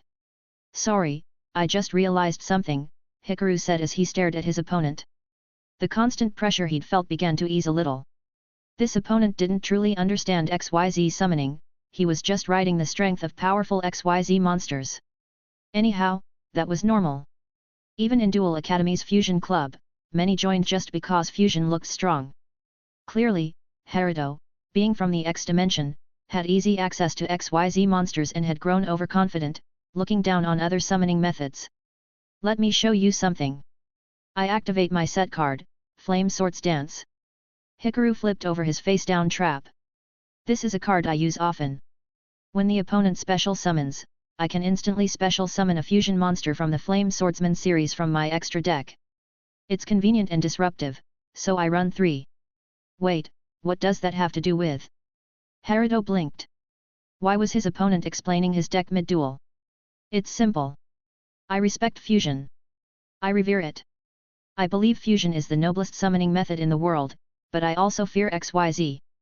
Summoning without polymerization is undeniably powerful. However, between XYZ and fusion, there exists an unbridgeable chasm. Flame Swords Dance effect, I special summon Flame Swordsman. Hikaru thrust his hand forward. Then Flame Swords Dance lets me set one of your Shining Abyss face down. Ah! Haruto's expression shifted. A face-down monster can't be used for XYZ material. Chapter 54, When the strategist overthinks, the fusionist strikes. Hikaru felt Haruto was playing too carelessly. Or rather, he was completely relying on the convenience and strength of XYZ monsters. Take Zane, for example. When he saw his opponent had face-down cards, his first instinct was to consider how to break through them. He'd wonder whether the opponent was baiting an attack. Sometimes, like when he tag-teamed with Hikaru, he'd even use limiter removal to eat the traps himself, making way for Hikaru to strike. That's why Zane would stop Cirrus immediately whenever he tried to use Power Bond recklessly. In the original, only after being mentally crushed by Aster Phoenix did Zane make such a rash play without preparation. Maybe that's not exactly high level, but at least it shows tactical readiness. Haruto, on the other hand, was different. Logically speaking, Bahamut's effect should have been saved for later, or rather, Bahamut shouldn't have been summoned in turn 1 at all. After all, he had another rescue rabbit and 2 level 4 monsters. Clearly, he had more options for XYZ summoning. So why lead with Bahamut? That's just poor judgment. The only explanation Hikaru could come up with was that Haruto saw Bahamut as his ace card, so, of course, it had to be shown off. Pure showmanship. He didn't even react to traps in a way any average GX-era duelist would, and it just goes to show how strong XYZ monsters were. TCH, whatever. My monster still has way more ATK than yours, battle. Haruto shook his head and called out, Great Mammoth of Goldfine, attack Flame Swordsman. Feel the power of your own monster. I activate the trap card, Salamandra with Chain. Hikaru shrugged. It equips to a fire monster, gives it 700 ATK, and I can also flip one monster on the field face down. I'll flip your Evil Swarm Bahamut. Flame Swordsman, ATK, 1800-2500. The dragon curled up and lowered its stance while the mammoth barreled uncontrollably into the blazing warrior. Ga. Haruto, LP, 2050-1750. Simultaneously, with no monster left to equip, Spirit Illusion shattered instantly. Damn! Haruto's face paled. All the cards in his hand were normal monsters. And he'd already used his normal summon. Truth be told, while both Hikaru and Haruto had their own philosophies on summoning, normal summons were clearly the most limited resource. Under standard rules, every player gets only one normal summon per turn. Haruto had already used his to summon Rescue Rabbit. He took a deep breath and sighed. Great! My friends back home are totally going to roast me for this. During the end phase, one of his special summoned monsters would be destroyed, and the other one had 1800 def, but it wouldn't hold long. Bahamut only had 1350 def. He ended his turn reluctantly, hoping for a miracle draw next turn, maybe Hikaru wouldn't have another monster. However, when Hikaru revealed a Gem Knight, all that hope vanished. Fusion summon, hey! As his life points hit 0, Haruto gave a rueful smile. Looks like I've still got a lot to learn. At least he could take the loss in stride. After all, dueling always had wins and losses. In his world, a loss didn't mean everything was over. It was more about the performance. Still, it stung to have performed so poorly in what was quite literally a world-class duel. He worried whether this would affect Mr. Shinson's new show's ratings. What he didn't know was that many duelists in his world were cheering for Hikaru. Enough with the endless XYZ this, XYZ that. This guy's got real dueling skills. Wahoo! We won! Back at Duel Academy, that was the true celebration. Jaden even jumped up onto the table, hurting his injured arm in the process. That was awesome, Hikaru. This duel had been the Academy's representation in a global event. Even if it was just friendly competition with no prizes, both students and teachers knew, if they performed well, Kaiba Corp would surely invest more in them, better cards, better facilities. Hikaru's a beast. Fusion. Look. That's our Fusion Club ace, our representative. He's the pride of the Academy. Yet. The Academy's pride. Ha ha ha. For once, the lounge was filled with nothing but cheers, no interdorm rivalries, no insults. Even some of the older Fusion Club students were genuinely moved. The Fusion Club was formed because its students feared or misunderstood other summoning methods. But when they saw Hikaru beat an opponent from another world, they couldn't help but feel excited. Even more surprising, Professor Leo Akiba, who had been watching the match, was clapping. He gently applauded, a rare smile playing on his lips, leaving the obelisk blue third years who followed him stunned. Wasn't Professor Akiba known for disliking Amaki Hikaru? But in truth, that wasn't what Leo Akiba was pleased about. He knew better than anyone the average strength of duelists from the XYZ dimension and doubted many duelists around Hikaru's age could actually beat him. Moreover, he hadn't pushed for this exchange tournament out of loyalty to that old geezer, it had always been for his own goals. Top-tier duelists weren't that different in strength, just a notch below the terrifying Seto Kaiba. Nonetheless, until now, Akiba didn't know what level the younger generation of XYZ world was at. Now it was clear, XYZ summoning monsters might be powerful and easy to use, but to this world, they weren't invincible. In fact, because that world's duelists tended to chase brute force wins, always going for more ATK and more power, their plays came off as linear. Duelists here weren't much different, but with the legacy of Yugi Muto behind them, there was at least some awareness of traps and counters. If the XYZ students had crushed Hikaru, that would have been ideal, it would lower his popularity. But if they lost, like now? Even better. It meant the XYZ world was very ripe for invasion. Perfect for his plans. Leo Akiba's smile grew sly as he laced his fingers together. Getting that old geezer to organize this exchange tournament was the right move. He'd gained valuable intel. Seeing the level of the XYZ students, this was a double victory. Crowlier, you'd never guess this was my idea, hey. Now, only one step remained. Take out Crowlier, Amaki Hikaru, and Zane Truesdale, those three, mentor and students. At the very least, keep them from returning too soon. After the broadcast ended, he returned to his office and contacted his subordinate, a bizarre-looking scientist. It's time. Let him loose. Yes, sir. The scientist saluted, then let out a creepy giggle. Beside him stood a sealed chamber, containing a monstrous, black-misted, twisted abomination. He slammed buttons and pulled every lever he could find, releasing the creature. Leo Akiba burst into laughter. Duel Academy might be your turf, but in the other world?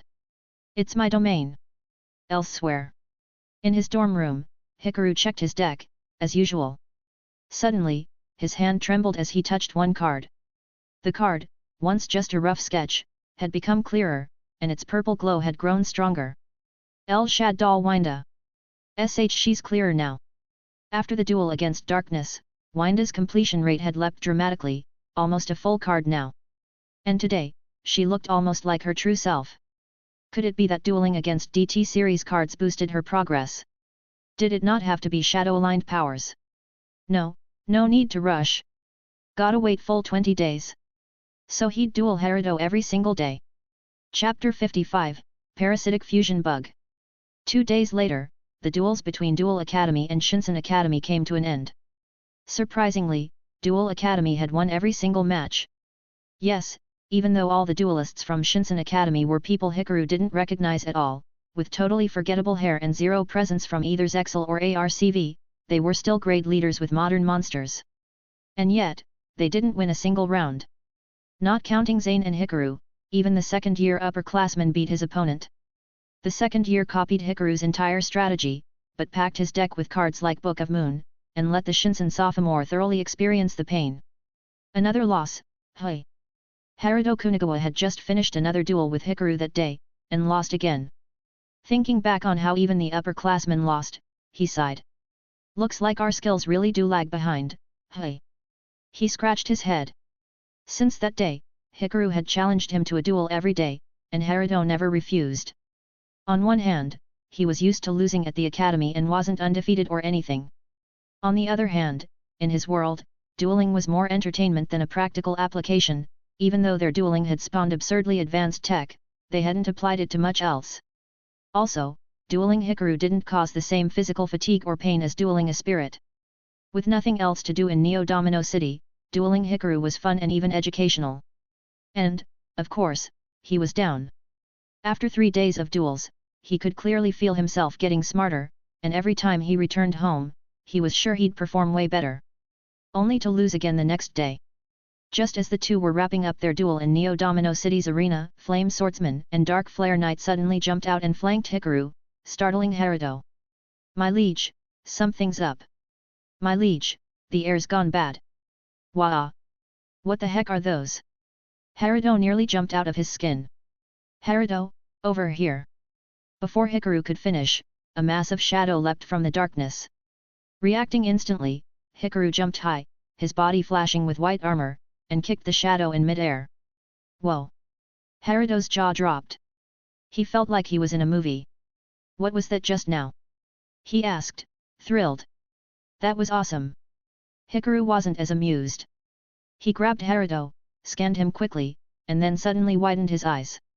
With a slash like a razor, he cut Haruto's arm using the card on his necklace. Ow! Haruto felt a sharp sting on his arm. When he looked again, he saw a disgusting worm on the ground that hadn't been there before. Captain! Here! A massive crystal monster blocked their front, emitting a bright light. Flame and Dark Flare both charged the shadows, swinging their blades. A swarm of creepy worms burst out, slashed and burned by the sword spirits. Their faces twisted in disgust, clearly nauseated. Then came a loud, ominous thump, thump, and a towering figure emerged from the darkness. It was covered in black fur, clad in purple armor, with blood-red eyes and countless tiny worms wriggling all over its body. Dark mist seeped off of it, a creature of unmistakable malice. What's going on? Who is that? Haruto still hadn't caught up.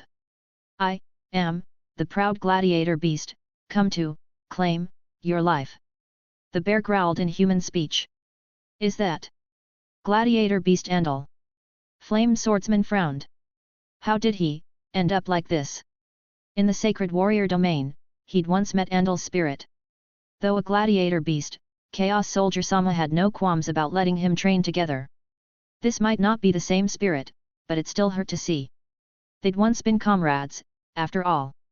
Looks like he's been mind-controlled, Hikaru muttered, eyeing the disgusting parasites. He lowered his voice. That damned bald freak must be itching to retire early. Hikaru didn't know that Leo Akiba was Principal Kagemaru's right-hand man, but he did recognize those cursed parasites. Half of Hikaru's hatred for ARCV came from these fusion parasites. They could brainwash hosts, overwrite their minds, and turn them into obedient slaves. His complete lack of goodwill toward Leo Akiba stemmed from this very reason. In the original, that Chrome Dome lunatic, under the guise of being a doting father, used this on his own daughter. How could that even be called a normal person? That's a full-blown lunatic. In this world, Hikaru hadn't heard of Selena and was still wondering what Akiba was plotting. Since he had no daughter here, surely he wouldn't need the tech? But now he was using it, on spirits? And not only that, the black mist rising from Andal was just like what Hikaru had seen on Crystal Beast Ruby Carbuncle before. That bald bastard was pulling all the tricks. This had to be part of the shadow system, right? Come, human. Duel. Andal growled after a parasite jabbed into him. Hat, fine by me. Hikaru snapped his arm forward, dual disc activating. Gladiator beasts, hey? I like those. A fusion deck that didn't need polymerization gladiator beasts. He'd been wanting to try out this higher level fusion path. Flame, dark flare, guard the perimeter. Don't let a single worm through. Yes, sir. Understood. Duel. ×2. Hikaru, LP, 4000. Gladiator beast Andal, 4000. I'll go first. Andal drew a card and looked at his hand. Defense position summon Gladiator Beast Hoplomus. A massive, armored rhino warrior appeared in defense. Gladiator Beast Hoplomus level 4 Earth Rock 2100 def. Set 2 cards. End turn. What a plain turn, Haruto said, about to poke the swordsman's blades before redirecting his focus. After dueling Hikaru a few times, he knew how strong the guy was. That opening didn't look too solid. My turn. Hikaru glanced at his hand.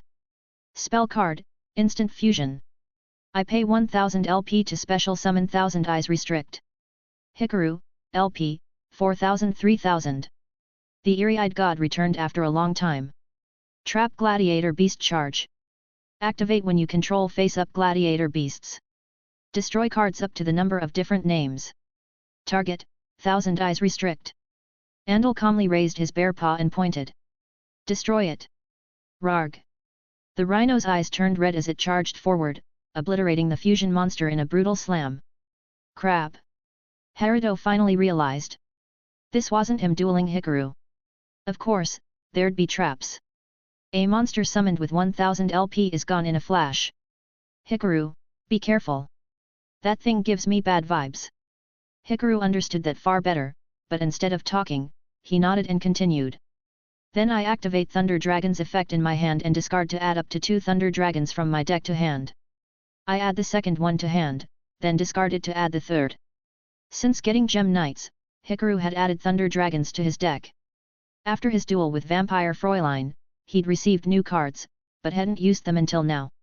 What's the point of that? Haruto asked curiously. Why not just grab 2 at once? You threw one away instead.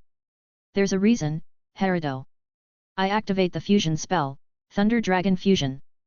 Hikaru shouted, slamming a card down. It's a Thunder-type exclusive fusion spell. I return Thunder monsters from the field, graveyard, or banished zone to the deck to fusion summon 1 Thunder fusion monster. Haruto's jaw dropped. You can fusion summon by returning cards to the deck? That's right, deck recovery fusion. Behold my new power. Hikaru clapped his hands. I fusion summon. Twin-headed Thunder Dragon. Twin-headed Thunder Dragon level 7 Light Thunder 2800 ATK. Now that was a good attack stat. Chapter 56, Ever-Changing. Twin-headed Thunder Dragon. What's going on? That's a card Hikaru's never used before. In an underground research lab, a duel under a blood-red filter played out on the main monitor. Damn it, that data wasn't uploaded into that one-eyed bear's brain. Hikaru's deck is always changing. No one knows what fusion monster he'll pull out next. That's not on you. A researcher stepped forward, coughed, and calmed the room. Besides, it's just a plain fusion monster without effects. What's there to fear? Andal is the pinnacle of our spirit enhancement program. No normal person could possibly defeat it. With the director's words, the staff breathed a little easier. While they watched nervously, a girl with a yellow bandana and a long purple ponytail peeked into the room, curiously eyeing the screen. Dueling, hey. She leaned against the doorframe, watching intently. Battle. Twin-headed Thunder Dragon, attack. Trap card, Messenger of Peace. Andal flipped a set card without hesitation. Too naive, human. Messenger of Peace makes me take no battle damage this turn, and my monsters can't be destroyed by battle. Oh, Hikaru shrugged. Main phase 2. Now, Hoplomus effect activates. The rhino let out a roar and shimmered. At the end of a battle phase in which it battled, return it to the deck to special summon one gladiator beast from the deck, except Hoplomus. I special summon, Gladiator Beast Bestiary. Scree. A green armored bird of prey swooped down from the sky. Gladiator Beast Bestiary level 4 Wind-Winged Beast 1500 ATK. Nice. That means next turn, he can fusion summon Geezerus. Hat, let that ignorant Hikaru learn what true fusion really is. Hikaru. The purple-haired girl tilted her head. So, was the duelist on the left Amaki Hikaru? He replaced a 2100 def monster with a 1500 ATK one? Hikaru, I think there's a trap coming. After days of systemic beatings, training, Haruto had picked up a thing or two, so seeing bestiary, he got a bad feeling. Haha, sharp as ever, Haruto. Hikaru nodded. You're right.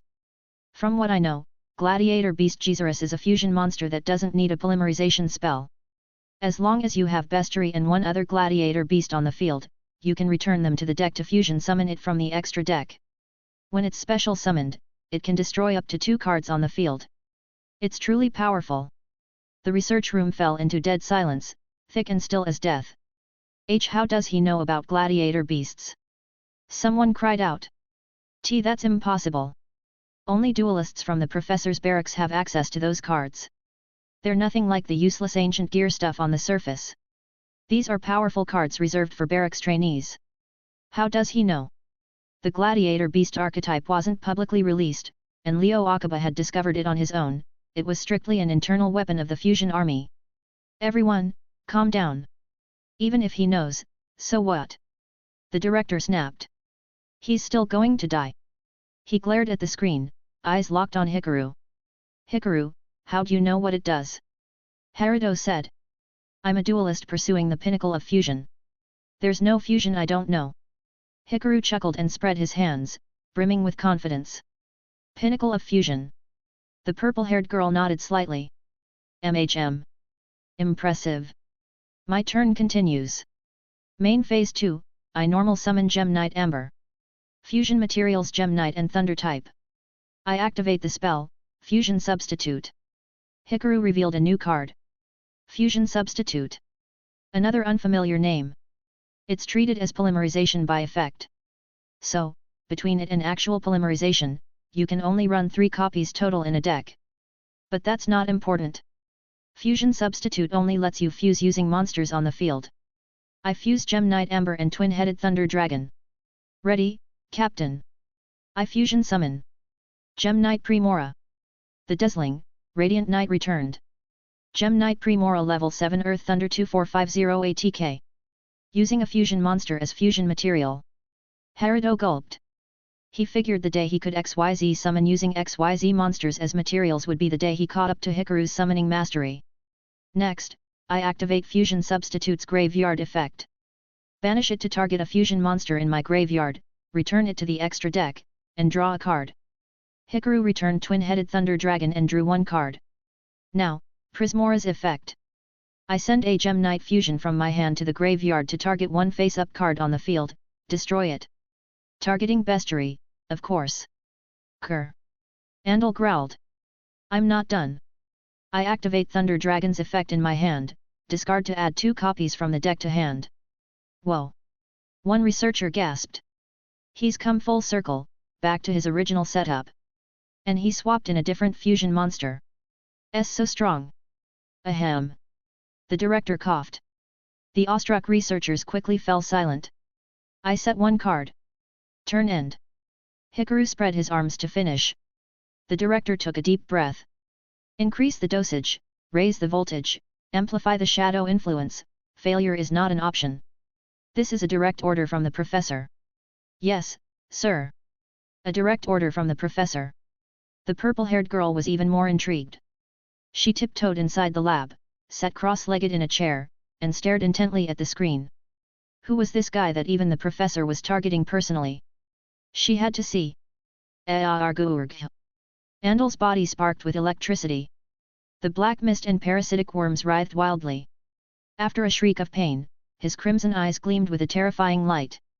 I have to win! He howled. Hikaru's face darkened. Disgusting! He placed a hand on the card at his chest, narrowing his eyes. Chapter 57, The Deserved End for the Defeated. ZZZZT. Electricity crackled around Andel's body as he drew a card. Amaki Hikaru observed him closely. In the world of Yu-Gi-Oh!, the concept of training draws had always existed, like the Duel Academy in GX that trained students to draw the exact cards they needed, or Yuma and Zexal using Shining Draw, believing that true duelists draw by fate. From the current signs, black mist spreading, parasites twitching, energy surging, it was clear all of it aimed to enhance Andel's spirit power. He could barely speak before, now, he couldn't even manage words. He drew his card and immediately normal summoned a green-skinned monster that looked like a big lizard wielding a net and fork. Gladiator Beast Rishiri Level 3 Waterfish 1200 ATK. Next, Andel activated an equip spell. A shield decorated with skulls materialized, replacing Rishiri's fork as its weapon. Raya! It charged forward under Andel's direction. But Primora countered with a swift slash, easily knocking Rishiri back. The shield it held shattered in the process. Gladiator Beast Andel, LP, 2750. Looks like that shield prevented it from being destroyed in battle, Haruto said. Hikaru nodded. As the battle ended, Rishiri dropped its net and fled. Then, a minotaur clad in armor flew out from the deck. Gladiator Beast Darius. When Darius is special summoned by a Gladiator Beast effect, it can revive a Gladiator Beast from the graveyard with its effect negated, Hikaru said, unfazed. Darius appeared and swung its chain whip like a lasso, dragging a monster up from the grave. Rayarg! Andel raised his claws, and the two monsters twisted and merged, returning to the deck. In their place stood a majestic, noble bird beast. Gladiator Beast Geezerus Level 6 Dark-Winged Beast 2400 ATK. Hikaru's eyes lit up. Nice. Geezerus's full hologram form was pretty slick. Grah! Andel roared as Geezerus flapped its wings, destroying Hikaru's monster and set card in a burst of explosive energy. The smoke blanketed the field like a powerful detonation. Beautiful. Nice job, Andel. In the lab, the researchers erupted in excitement as their creation finally blew away Hikaru's cards, even if it came at the cost of self-harm. This is perfect. Hikaru only has 2 Thunder Dragons left in his hand. Even if he draws a fusion card, he can only make twin-headed Thunder Dragon, it's no threat. Ha ha ha. This is the power of science. Science, really? Off to the side, the purple-haired girl tilted her head. Wasn't that just a lucky draw with a shield? Even I could do that. Still. If Hikaru lost to that, then maybe he wasn't. Wait. The entire lab fell silent as if a hand had closed around their throats, choking the breath from their lungs. As the dust cleared, Primora was gone, but in its place stood a mightier, more magnificent dragon. That sleek mechanical finish, that flowing armor plating, that fierce roar. Cyber Twin Dragon Level 8 Light Machine 2800 ATK. See Cyber Twin Dragon. Impossible. On screen, Hikaru revealed a card from his graveyard. Trap card, Waking the Dragon. He showed it. When a set card is sent from the field to the graveyard or banished by the opponent's effect, I can special summon a monster from my deck or extra deck. Didn't think I'd ever get to use this. Hikaru shrugged. This card wasn't in his original build. Maybe all the Tier 3 fusions made it viable, and Super Poly must have pulled it in. Sadly, his extra deck only had fusion monsters, so that's all Super Poly gave him. No way, he knew Andel would destroy his cards. He planned this. The battle phase is over, what do we do? Incredible. The purple-haired girl jumped on her seat, awestruck. That type of trap almost never triggers. 9 out of 10 times, it's dead weight. But Hikaru had set it up perfectly. My turn, draw. Hikaru didn't even glance at the card. He pointed. Battle, Cyber Twin Dragon, crush my enemies. Cyber Twin can attack twice per battle phase. After obliterating Geezerus, its second head turned toward Andel, charging up a wild energy blast. The parasites and mechanical implants on Andal were vaporized instantly. The black mist vanished as well. Gladiator Beast Andal, LP, 2750. No way. Andal lost that easily. That's impossible. He used nothing but cards we've never seen before. None of it matches the data, this needs a redo. Damn it. He normally uses Flame Swordsman. The researchers panicked like ants on a frying pan. We must stop Hikaru. That was a direct order from the professor. But he already won. Doesn't matter, charge. The director went nuts, slamming buttons, while the purple-haired girl frowned at the chaos. Meanwhile, Hikaru approached the fallen Andal. Suddenly, a disgusting worm leapt at him. His eyes widened, Flame Swordsman and Dark Flare, already poised, launched forward and shredded the parasite in mid-air. Bastards! You lost the shadow duel, and you still try dirty tricks. Abruptly, Captain Crystal appeared before Hikaru, radiating light like the sun, suppressing the parasites and mist on Andal. In a shadow duel, the victor has full rights over the loser. Seeing their opponent resist even after defeat, Crystal couldn't hold back, plus, he was ready to strike. Captain! Sir! He looked to Hikaru, puzzled as to why he was stopped. Crystal was ready to erase whoever controlled Andal. Hikaru's expression was dark. Losing was one thing, but trying to backstab him afterward? Infuriating. What made it worse was, he'd seen this coming. From the moment he saw the parasite, from the moment the duel started, he knew it might end this way. And now it had.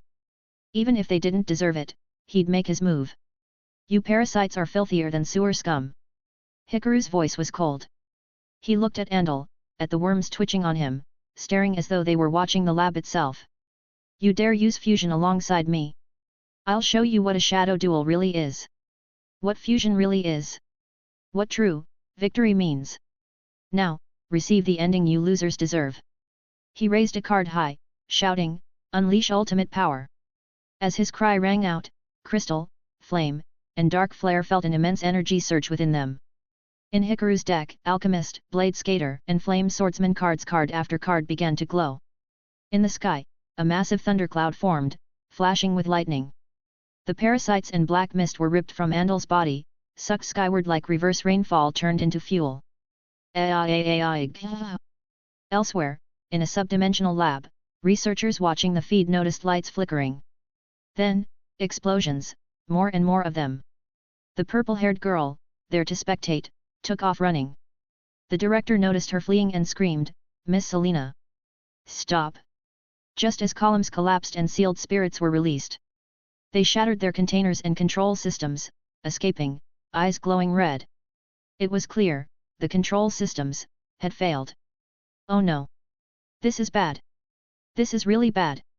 As the furious spirits advanced on him, the director's heart froze in terror. Chapter 58, Evolutionary Omen? Seriously, this is getting out of hand. Hikaru fanned away the heat from his hand and carefully tucked the card back into his deck. The spirits exchanged glances in silence. None of them said a word.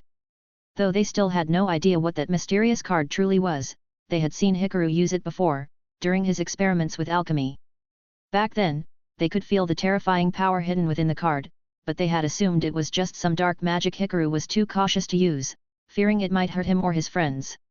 Now, they realized they had been far too conservative in their thinking. What the hell is that card? Master, Myrmidon Alchemist was the first to speak calmly. After Hikaru returned the card, he floated beside him and said, I used to think it was some sort of catalyst. Now I see I vastly underestimated it.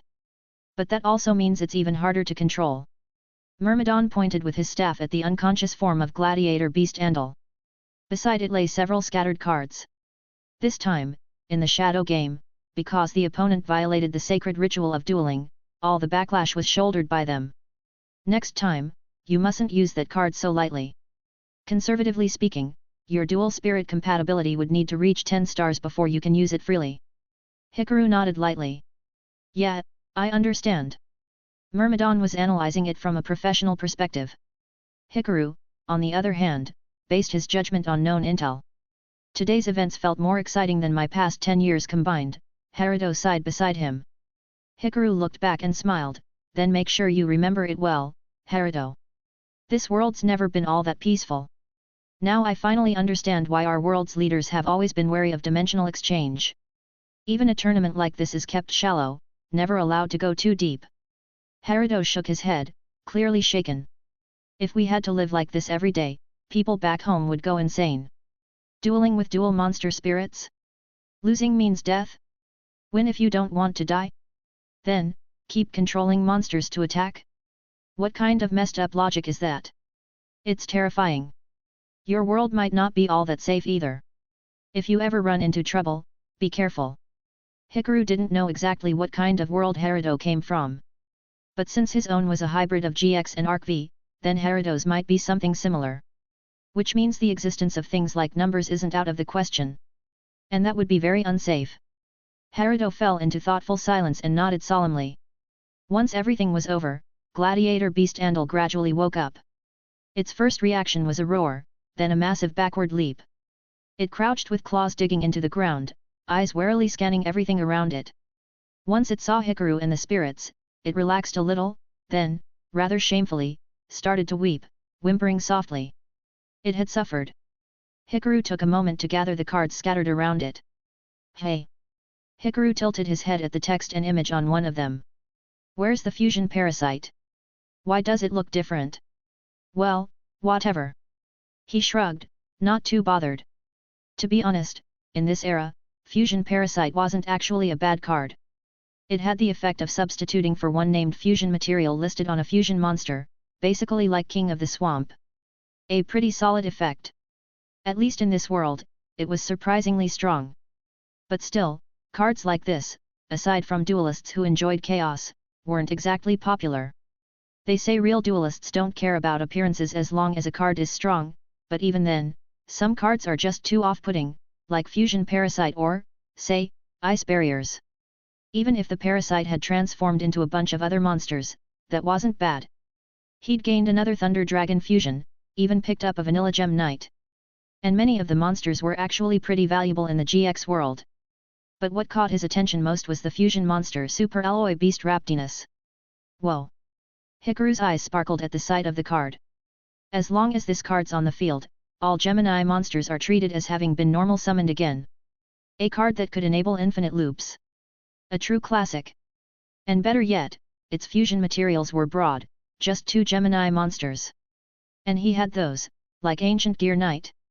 As a level 8 fusion monster, it was perfect for metamorphosis to bring out Master of Chaos. Or even Cyber Twin Dragon, it could bring that out directly. Relying on someone else to destroy Waking the Dragon every time was unrealistic. Having his own way to bring it out was clearly better. For an extra deck card, this thing had serious value.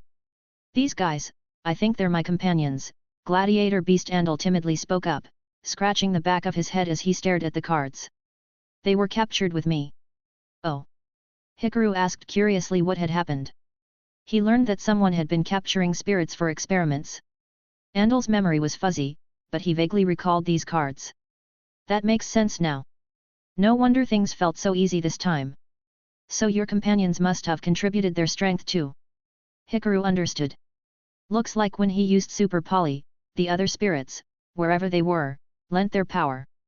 That power was absorbed, converted, and fused into these cards. So that's why Fusion Parasite transformed. But more importantly, Hikaru reached into his pocket. Yes. Winda was down to just a quarter. Maybe one more shadow game, or 10 more duels with Haruto, and she'd be complete. Can I come with you? Andal rubbed his paws nervously. I'm really grateful, but I have nothing to repay you with. Also, if I ever get the chance, I want revenge. He said quietly, head bowed. Of course. Hikaru lit up. Of course you can. Awesome. Now the Gladiator Beast deck had a proper direction too. Win-win. Just as Hikaru was cleaning up to return to the dorms, Flame Swordsman suddenly asked Dark Flare Knight beside him, Hey, Dark Flare, why does your armor look like it's glowing? Now that you mention it, your sword's gotten wider. They were close friends and constant sparring partners, if something was off, they'd notice immediately. Hikaru rushed over. It was true. Flame Swordsman's blade looked a bit broader, and Dark Flare Knight's armor shimmered with a faint golden hue. Could it be? Hikaru quickly pulled out his deck and started inspecting the cards. As expected, the illustrations on both cards had very subtle changes. Could superpolymerization actually trigger evolution? Though the changes were incredibly subtle, if you didn't squint, you'd barely notice, it was undeniable. Hikaru suddenly felt like laughing. But seeing Andal still in low spirits beside him, he held it in. No, he had to return to the academy and file a request for a new fusion club immediately. Chapter 59, Recruiting Allies. Over the course of 5 or 6 days, Hikaru and the others, accompanied by Kaiba Corp staff, returned to the real world. Seto Kaiba himself seemed quite satisfied with the exchange, generously announcing increased investment in Duel Academy and even awarding bonuses to everyone who had come along. Among the recipients, Hikaru and the other chosen students received the most, as they were the ones responsible for dueling. Just roughly estimating, even if Hikaru repeated a grade at Duel Academy for 7 or 8 years and received scholarships every year, he probably wouldn't earn this much. Truly worthy of being Kaiba. So magnanimous. Although Hikaru had never met this world's Kaiba before, his impression of Seto Kaiba had skyrocketed. With this money, he could probably clear out an entire old card shop in Neo Domino City. But there was no longer any need for that. After returning to the academy, Hikaru first went to check in with Jaden and the others to ask about the current situation, and he ended up seeing Bastion stupidly drinking hot sauce. What's going on? Hikaru stood outside the Slifer Red cafeteria, asking with confusion. Alexis looked a bit helpless, holding her head and shaking it. It's my brother's fault. Hey! Bastion got rejected in love, probably, Cirrus said cautiously from the side. So, what exactly happened, Jaden? Chaz. Ha ha ha, Bastion had a duel with one of the Shadow Riders, but after he lost, he's been like this ever since. Could it have been that Amazonas warrior, Tanya? Hikaru asked about their recent situation out of curiosity and soon discovered that the events in the real world were a little different from what he remembered. During this period, Jaden and the others had encountered 3 Shadow Riders, although there were actually quite a few people involved. First came the Dark Scorpion burglars, who infiltrated the academy disguised as teachers and staff. They tried to steal the keys, but when they discovered that 3 of the keys were not at the academy and had gone to another dimension, they couldn't complete their mission and were discovered by Detective Chaz. With no other choice, they dropped the keys mission and ran. While pursuing them, Jaden and the group encountered the real Shadow Rider who had been hiding, Rogue of Endymion. Off guard for a moment, Chaz lost to the Rogue, and Jaden stepped up to defeat him. Endymion? As in the spellcaster deck. Ah, yeah, those spell card tactics were pretty interesting. Jaden tilted his head in recollection. If Chaz hadn't dueled him first and revealed his ace, I would have had a tough time winning. So the Shadow Riders really had leveled up? And Chaz was playing the classic supporting male lead sacrifices himself plotline. Then what happened? Alexis defeated a shadow duelist named Titan? He was also a Shadow Rider, I think. Titan? What kind of deck did he use? Fiend deck. Dice rolls, Jaden said with a laugh. So, it's the same Titan from the original Shadow Riders. That's pretty weak. So the one that showed up now is the 5th Shadow Rider, right? Yeah. Jaden nodded. Chaz sighed. Who would have thought Bastion would end up like this after just one loss? Even if it was to a shadow duelist, he shouldn't be this down. He raised his hand and explained to Hikaru what had happened these past few days. It happened the day before yesterday. Suddenly, a few male students went missing at the school. Thanks to Chaz's investigation, even though he lost to the Rogue of Endymion, he was the first to notice the disappearances and immediately began investigating, counting the number of students in each class. That impressive? Hikaru looked at Chaz in surprise. Hat. Chaz gave a casual snort. Chaz really is smart, Cirrus added. When the Dark Scorpion burglars tried to steal the keys, he deduced their identities just from a few clues. It's a shame that he got ambushed by the Rogue of Endymion. If he hadn't been unwell, he might not have lost at all. A loss is a loss, don't make excuses. Chaz continued speaking to Hikaru. Through his investigation, he discovered that a Colosseum had suddenly appeared in the southern part of Duel Academy Island. But he no longer had a key, so he quickly gathered the others. Guarding the Colosseum was a brawny woman. After dueling with her, Bastion lost unexpectedly, and this is what happened. His face was red, absent-minded. Drinking hot sauce, pouring tomato juice. Seriously, this is the Slifer Red cafeteria.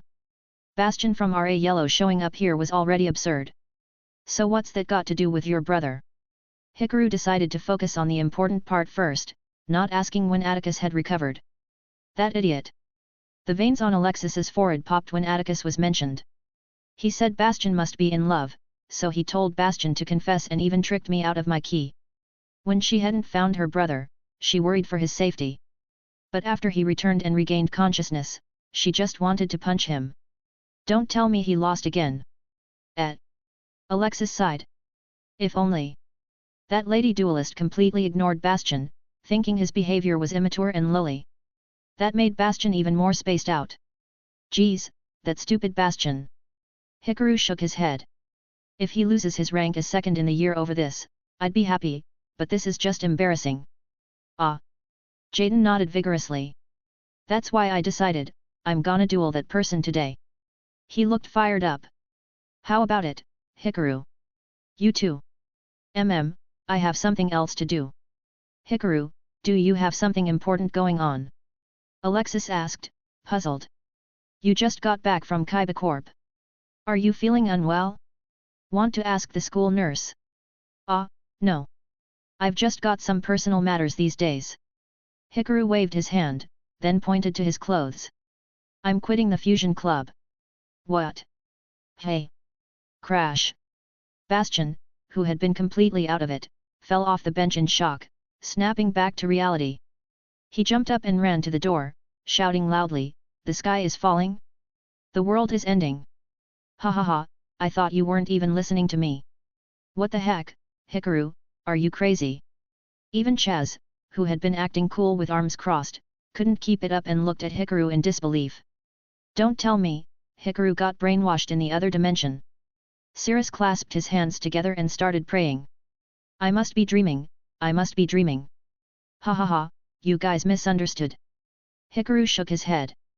Actually, I just feel like the current fusion club isn't very fused. So I want to form a new one. Let's call it the Neo Fusion Club, for now.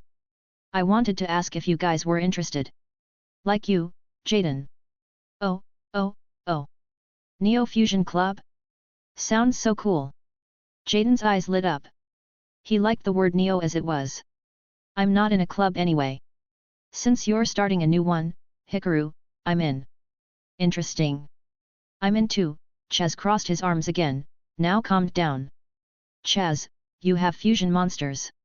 Don't tell me you forgot about VWXYZ? You jerk. Then, me too.